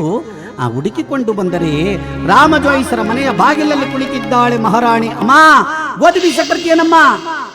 ಬರ್ತೀನಿ ಎಂದಾಗ ಮಹಾರಾಣಿ ಪತಿಯ ಆಜ್ಞೆಯನ್ನು ಪಡೆದು ಗೋಧಿ ಬೀಸಲು ಬಂದಾಗ ಬೀಸುವ ಕಲ್ಲಿನ ಮುಂಭಾಗದಲ್ಲಿ ಕುಳ್ಳಿರಿಸಿ ಬುಟ್ಟಿಯಲ್ಲಿ ಗೋಧಿಯನ್ನು ತುಂಬಿ ಗಂಡು ಮಗುವಿನ ಕೈಗೆ ಬಂಗಾರದ ಗಿಲಿಕೆಯನ್ನು ಕೊಟ್ಟಿದ್ದಾರೆ ಆ ಧನಪಾಲ ಶೆಟ್ಟಿಯ ಹೆಂಡತಿ. ಅಮ್ಮ, ಬೇಗ ಗೋಧಿ ಬೀಸ್ಬಿಡು. ಗಿಲಿಕೆ ಜೋಪಾನ ಅಂದಾಗ ಗೋಧಿ ಬೀಸುವಂತ ಸಂದರ್ಭದಲ್ಲಿ ಹಿಂಭಾಗದಲ್ಲಿ ನಿಂತಂತ ಶ್ರೇಷ್ಠರ ಸ್ವಾಮಿ ಹಸ್ತ ತೋರಿದ. ಚಿತ್ರಪಟದಲ್ಲಿ ಬರೆದಿದ್ದಂತ ನವಿಲು ರೆಕ್ಕೆಯನ್ನು ಪಟಪಟನೆ ಬಡಿದು ಹಾರಿ ಬಂದು ಮಗುವಿನ ಕೈಯಲ್ಲಿದ್ದಂತ ಗಿಲಿಕೆಯನ್ನ ಕಚ್ಚಿ ಹೋಗಿ ಚಿತ್ರಪಟವನ್ನು ಸೇರ್ಕತ್ತೆ. ಮಾ ಅಮ್ಮ ದಣಿಗಳೇ ಬನ್ನಿ ಅಂದಾಗ ಬಂದು ನೋಡ್ತಾರೆ, ಮಗುವಿನ ಕೈಯಲ್ಲಿ ಬಂಗಾರದ ಗಿಲಿಕೆ ಇಲ್ಲ. ಇಲ್ಲಮ್ಮ, ಆ ಚಿತ್ರಪಟದಲ್ಲಿ ಬರೆದಿದ್ದಂತ ನವಿಲು ನುಂಗಿ ಹೊರಟೋಯ್ತು ಅಂದಾಗ, ಹೇ ಬಾರಿ ಕಳ್ಳಿ, ಅಷ್ಟರಲ್ಲಿ ಸತ್ಯವ್ರತ ಮಹಾರಾಜ ಬಂದರೆ ನಿನ್ನ ಹೆಂಡತಿ ನನ್ನ ಮಗುವಿನ ಕೈಯಲ್ಲಿದ್ದಂತ ಗಿಲಿಕೆಯನ್ನ ಕದ್ದವಳೆ ಕೊಡಿಸುಂದಾಗ ಮಹಾರಾಜ ಹೇಳ್ತಾರೆ, ಈಕೆಯನ್ನ ಲಗ್ನವಾದಗಿಂದ ಒಂದು ಸುಳ್ಳು ಹೇಳ್ದೋಳಲ್ಲ, ಒಂದು ಕಳ್ತನ ಮಾಡಿದೋಳಲ್ಲ, ನಾನಿವತ್ತು ನೀನು ಕಳ್ತನ ಮಾಡಿದೀಯ ಕೊಡು ಅಂತ ಕೇಳಲ್ಲ ಅಂದಾಗ ಧನಪಾಲ ಶೆಟ್ಟಿ ಭಾರಿ ಕಳ್ಳರು.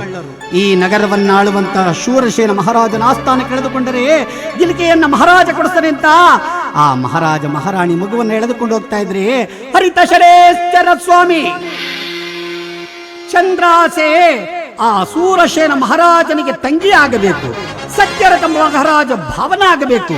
ತಂಗಿ ಭಾವನಿಂದ ರೀತು ಕಷ್ಟ ಕೊಡದಿದ್ದರೆ ಮಾಡಿದ ಪಂಥ ಈಡೇರಲ್ವಿಲ್ಲ ಅಂತ ಯತಿಯಾಗಿ ಹೋಗಿ ಆಸ್ಥಾನದಲ್ಲಿ ತಟ್ಟಂತ ನಿಂತ ಶೂರಸೇನ ಮಹಾರಾಜ ಹೇಳ್ತಾರೆ, ನನ್ನಿಂದ ಏನಾಗಬೇಕು?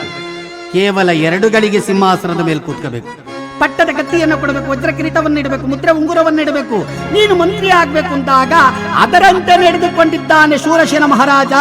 ಶ್ರೇಷ್ಠರ ಸ್ವಾಮಿ ರಾಜನಾಗಿದ್ದಾನೆ, ಶೂರಸೇನ ಮಹಾರಾಜ ಮಂತ್ರಿಯಾಗಿದ್ದಾನೆ. ಅಷ್ಟರಲ್ಲಿ ಧನಪಾಲ ಶೆಟ್ಟಿ 3 ಜನ ಕಳ್ಳರನ್ನು ಎಳೆದುಕೊಂಡು ಬಂದು ನಿಲ್ಲಿಸಿ, ಪ್ರಭು ನನ್ನ ಮಗುವಿನ ಕೈಯಲ್ಲಿದ್ದಂತ ಗಿಲಿಕೆಯನ್ನ ಕದ್ದಿದ್ದಾಳೆ ಕಳ್ಳಿ. ಸಿಟ್ಟಿಗಿದ್ದಂತ ಶನೇಶ್ವರ ಸ್ವಾಮಿ ರಾಜನಾಗಿದ್ದವನು ಹೇಳ್ತಾರೆ, ಶೆಟ್ಟಿಯ ಮಗುವಿನ ಕೈಯಲ್ಲಿದ್ದಂತ ಗಿಲಿಕೆಯನ್ನು ಕೊಟ್ಟು ಹೊಟ್ಟಾಗು. ಸತ್ಯವನ್ನ ಹೇಳ್ತೀನಿ, ಚಿತ್ರಪಟದಲ್ಲಿ ಬರೆದಿದ್ದ ನವಿಲು ನುಂಗ್ತು, ಇದು ಕಣ್ಣಾರೆ ನೋಡದೆ ಕೈಲಿ ಮುಟ್ಲಿಲ್ಲ ಅಂದಾಗ, ಹೇ ಕಳ್ಳ, ಖಂಡಿತ ಆ ಗಿಲಿಕೆಯನ್ನು ನಾನು ಸಹ ನೋಡಲಿಲ್ಲ ಅಂದಾಗ ಸಿಟ್ಟಿಗೆದ್ದಂತ ಶನೇಶ್ವರ ಸ್ವಾಮಿ ಮಂತ್ರಿಯಿಂದ ಶೂರಸೇನ ಮಹಾರಾಜ ಇದ್ದರೆ ಈಕೆಯ ನಾಲಿಗೆಯನ್ನ ಕತ್ತರಿಸು, ಈತನ ನೇತ್ರಗಳನ್ನು ಕಿತ್ತಿಡು, ಸೌರಾಷ್ಟ್ರದ ಗಡಿಯಿಂದ ಆಚೆಗೆ ನೂಕಿಸುವಂದಾಗ ತಂಗಿ ಭಾವನೆಂದರಿಯದಂತ ಶೂರಸೇನ ಮಹಾರಾಜ ಮಹಾರಾಣಿ ಚಂದ್ರಾಸೆಯ ನಾಲಿಗೆಯನ್ನ ಕತ್ತರಿಸಿದ, ಸತ್ಯರಥ ಮಹಾರಾಜನ ಕಣ್ಣುಗಳನ್ನು ಕಿತ್ತಿಟ್ಟ. ಸೌರಾಷ್ಟ್ರದ ಗಡಿಯಿಂದ ಆಚೆಗೆ ನೂಕಿಸಿದ್ದಾರೆ. ಮಹಾನುಭಾವ ಮಹಾರಾಜ ಪಟ್ಟದ ಕತ್ತಿಯನ್ನು ಕೊಟ್ಟ, ವಜ್ರಕಿರೀಟವನ್ನ ಇಟ್ಟ, ಮುದ್ರೆ ಉಂಗುರವನ್ನು ಕೊಟ್ಟು ತಾನು ಹೊರಟ. ನಡೆದು ನಡೆದು ನಡೆದು ಬರುತ್ತಿದ್ದಾರೆ. ಚತುರನ ಹೆಗಲ ಮೇಲೆ ಮಹಾರಾಜ ಕೈಯನ್ನ ಹಾಕಿದ್ದಾರೆ, ಮಹಾರಾಜನ ಹೆಗಲ ಮೇಲೆ ಮಹಾರಾಣಿ ಕೈ ಹಾಕಿ ನಡ್ಕೊಂಡು ಹೋಗ್ತಾರಪ್ಪ.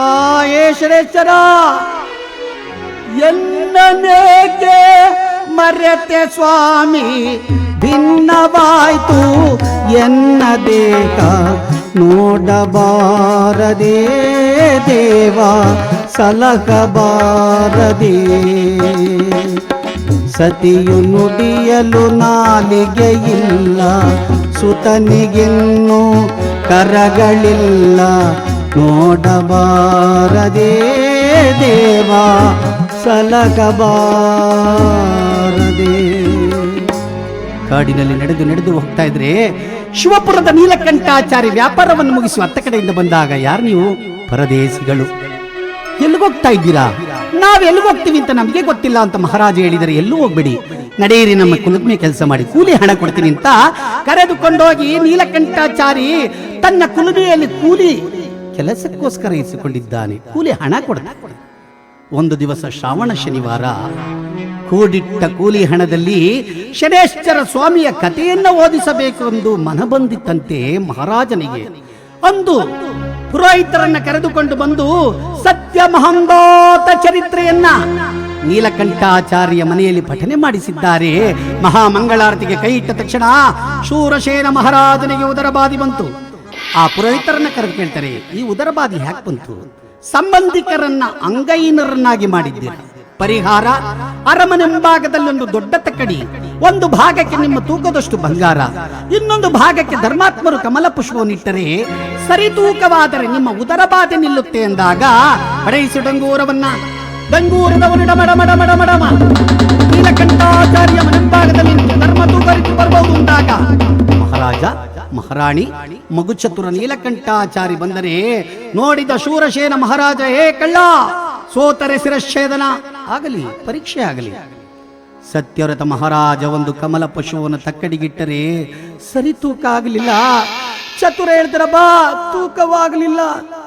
ಚಂದ್ರ ಚಂದ್ರ ಮಾತನಾಡಲು ನಾಲಿಗೆ ಎಲ್ಲ ಹತ್ತಿರ ಬಂದರೆ ನಿನ್ನ ಕಂಠದಲ್ಲಿರುವ ಮಾಂಗಲ್ಯವನ್ನು ತೆಗೆದಿಡು ಅಂದ್ರೆ ಮಹಾರಾಣಿ ಮಾಂಗಲ್ಯವನ್ನು ಮುಟ್ಟಲು ಹೋಗುವಂತ ಸಂದರ್ಭದಲ್ಲಿ ಷಡೇಶ್ವರ ಸ್ವಾಮಿ ಮಾಡಿದಂತ ಪಂಥ 7 ವರ್ಷ ಮುಗಿದೋಗಿದೆ.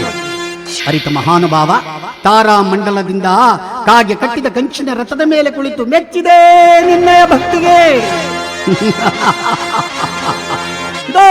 ಪ್ರತ್ಯಕ್ಷವಾಗಿರುವನು ಅಂದಾಗ ಚತುರ, ನನ್ನೊಡೆಯ ನನ್ನ ಸ್ವಾಮಿ ಬಂದವನೇ, ನನ್ನನ್ನು ಕರೆದುಕೊಂಡು ಹೋಗಿ ಬಿಡು ಅಂದಾಗ ಚತುರ ಕರೆದುಕೊಂಡು ಹೋಗಿ ಬಿಟ್ಟರೆ ಷಡೇಶ್ವರ ಸ್ವಾಮಿಯ ಪಾದವನ್ನು ಹಿಡಿದು ಹೇಳ್ತಾರಪ್ಪ, ನಾನೇ ಅಪರಾಧ ಮಾಡಿದೆ, ಕಣ್ಗಳನ್ನು ಕೀಳಿಸ್ತೆ. ಸತಿಯಳೇನಪರಾಧವ ಮಾಡಿದಳು, ನಾಲಿಗೆಯನ್ನು ಕತ್ತರಿಸಿ.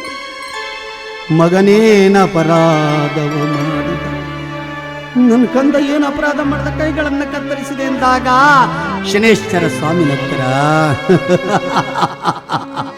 ಸತ್ಯವ್ರಥ, ನಿನ್ನ ಸತ್ಯ ಬೂದಿ ಮುಚ್ಚಿದ ಕೆಂಡದಂತಿತ್ತು. ಈ ಪ್ರಪಂಚಕ್ಕೆಲ್ಲ ಗೋಚರವಾಗಲಿ ಅಂತ ನಿನಗೆ ಈ ಕಷ್ಟ ಕೊಟ್ಟೆ. ಕೇಳು ವರವ. ವರ ಕೊಡ್ತೀಯನಪ್ಪ, ನನ್ನ ಸಂಸಾರ ಕೊಟ್ಟಿದೆಯಲ್ಲ, ಈ ಕಷ್ಟವನ್ನ ಮುಂದೆ ಹುಟ್ಟುವಂತ ನರಮಾನವರಿಗೆ ಕೊಡಬೇಡ, ಆಶೀರ್ವಾದ ಮಾಡು, ಆಶೀರ್ವಾದ ಮಾಡು ಅಂದಾಗ ಶನೇಶ್ವರ ಸ್ವಾಮಿ ಹೇಳ್ತಾರೆ, ಭಲೇ ಸತ್ಯವ್ರತ, ಹೋದ ರಾಜ್ಯವನ್ನ ಕೇಳಲಿಲ್ಲ, ಕಣ್ಣುಗಳನ್ನ ಕೇಳಲಿಲ್ಲ, ಸತಿಗೆ ನಾಲಿಗೆ ಕೇಳಲಿಲ್ಲ, ಮಗನಿಗೆ ಕರಗಳನ್ನ ಕೇಳಲಿಲ್ಲ, ಮುಂದೆ ಹುಟ್ಟುವಂತ ನರಮಾನವರ ಬಗ್ಗೆ ಚಿಂತೆ ಮಾಡ್ತಾ ಇದ್ಯಾ? ಕೇಳು, ನನ್ನನ್ನ ಯಾರು ಭಕ್ತಿಯಿಂದ ಪೂಜಿಸುವರೋ, ನನ್ನ ಕಥೆಯನ್ನು ಯಾರು ಭಕ್ತಿಯಿಂದ ಓದಿಸುವರೋ, ನನ್ನ ಕಥೆಯನ್ನು ಯಾರು ಭಕ್ತಿಯಿಂದ ಓದುವರೋ, ನನ್ನ ಕಥೆಯನ್ನು ಯಾರು ಭಕ್ತಿಯಿಂದ ಕೇಳುವರೋ ಅಂತವರಿಗೆ ಅಷ್ಟೈಶ್ವರ್ಯ ಭೋಗ ಭಾಗ್ಯ ಇಷ್ಟಾರ್ಥವನ್ನು ಕೊಟ್ಟು ಕಾಪಾಡ್ತೀನಿ. ಇದು ಹಸ್ತಲಾಂಛನವನ್ನು ನೀಡಿದೆ ಅಂತ ಷಡೇಶ್ವರ ಸ್ವಾಮಿ ಹಸ್ತ ತೋರಿದರೆ ಸತ್ಯವ್ರತ ಮಹಾರಾಜನಿಗೆ ಕಣ್ಣುಗಳು ಬಂತು, ಮಹಾರಾಣಿಗೆ ನಾಲಿಗೆ ಬಂತು, ಮಗು ಚತುರನಿಗೆ ಕೈಗಳು ಬಂತು. ಹೋದಂತ ರಾಜರಾಣಿಗಳು ಷಡೇಶ್ವರ ಸ್ವಾಮಿಯನ್ನ ತಂದು ಹೇಳ್ತಾರ, ಏನಪ್ಪ ನಿನ್ನ ಶನೇಶ್ವರ, ನಡೆಸಯ್ಯ ನಿನ ಲೀಲೆಯ ದೇವ, ನಡೆಸಯ್ಯ ನಿನ ಲೀಲೆಯ, ನಿನ್ನ ನಿಜ ರೂಪದವತಾರ ಕಣ್ತುಂಬ ನೋಡೆ, ನಿನ್ನ ನಿಜ ರೂಪದವತಾರ ಕಣ್ತುಂಬ ನೋಡೆ, ನಡೆಸಯ್ಯ ನಿನ ಲೀಲೆಯ ದೇವ, ನಡೆಸಯ್ಯ ನಿನ ಲೀಲೆಯ.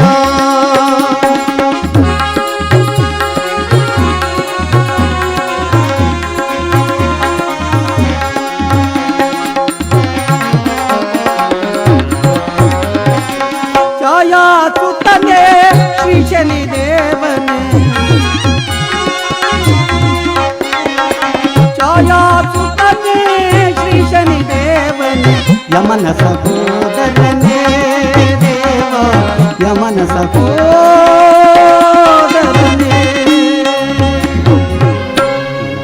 ಲೀಲೆ ಇದೆ ಎಂದಾಗ ಸತ್ಯವ್ರತ, ಹೋಗು, ಕಳಿಂಗ ರಾಜ್ಯವನ್ನ ಸೇರಿ ಸತ್ಯ ಧರ್ಮದಿಂದ ರಾಜ್ಯಭಾರ ಮಾಡು.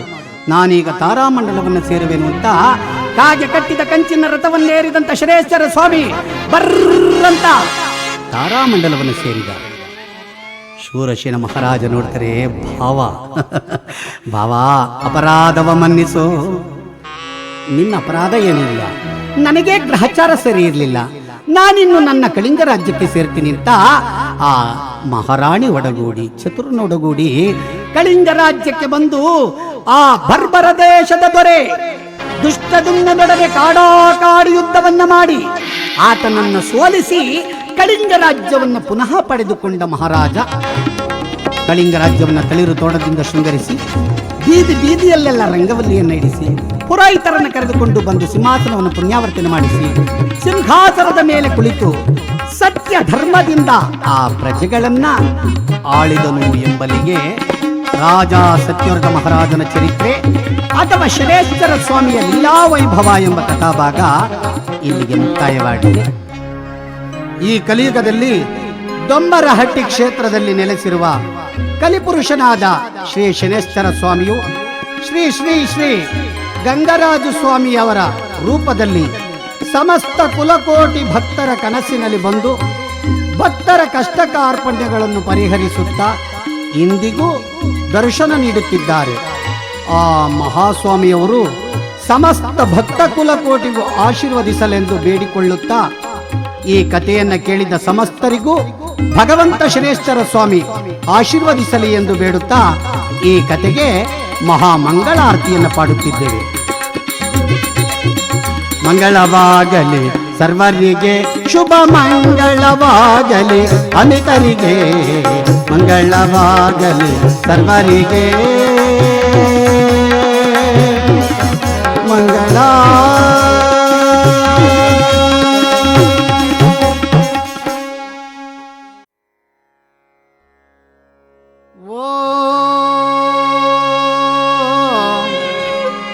ಗುರುಭ್ಯೋ ನಮಃ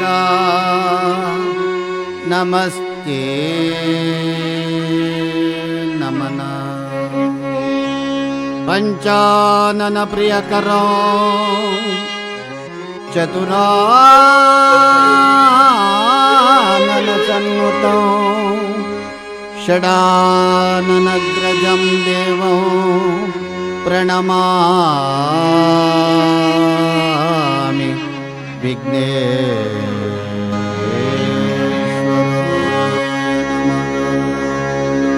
ನಮಃ ಸೂರ್ಯಾಯ ಚಂದ್ರಾಯ ಮಂಗಳಬುಧಾಯ ಚ ಗುರು ಶುಕ್ರ ಶನಿಭ್ಯಶ್ಚ ರಾಹುವೇ ಕೇತುವೇ ನಮಸ್ತೆ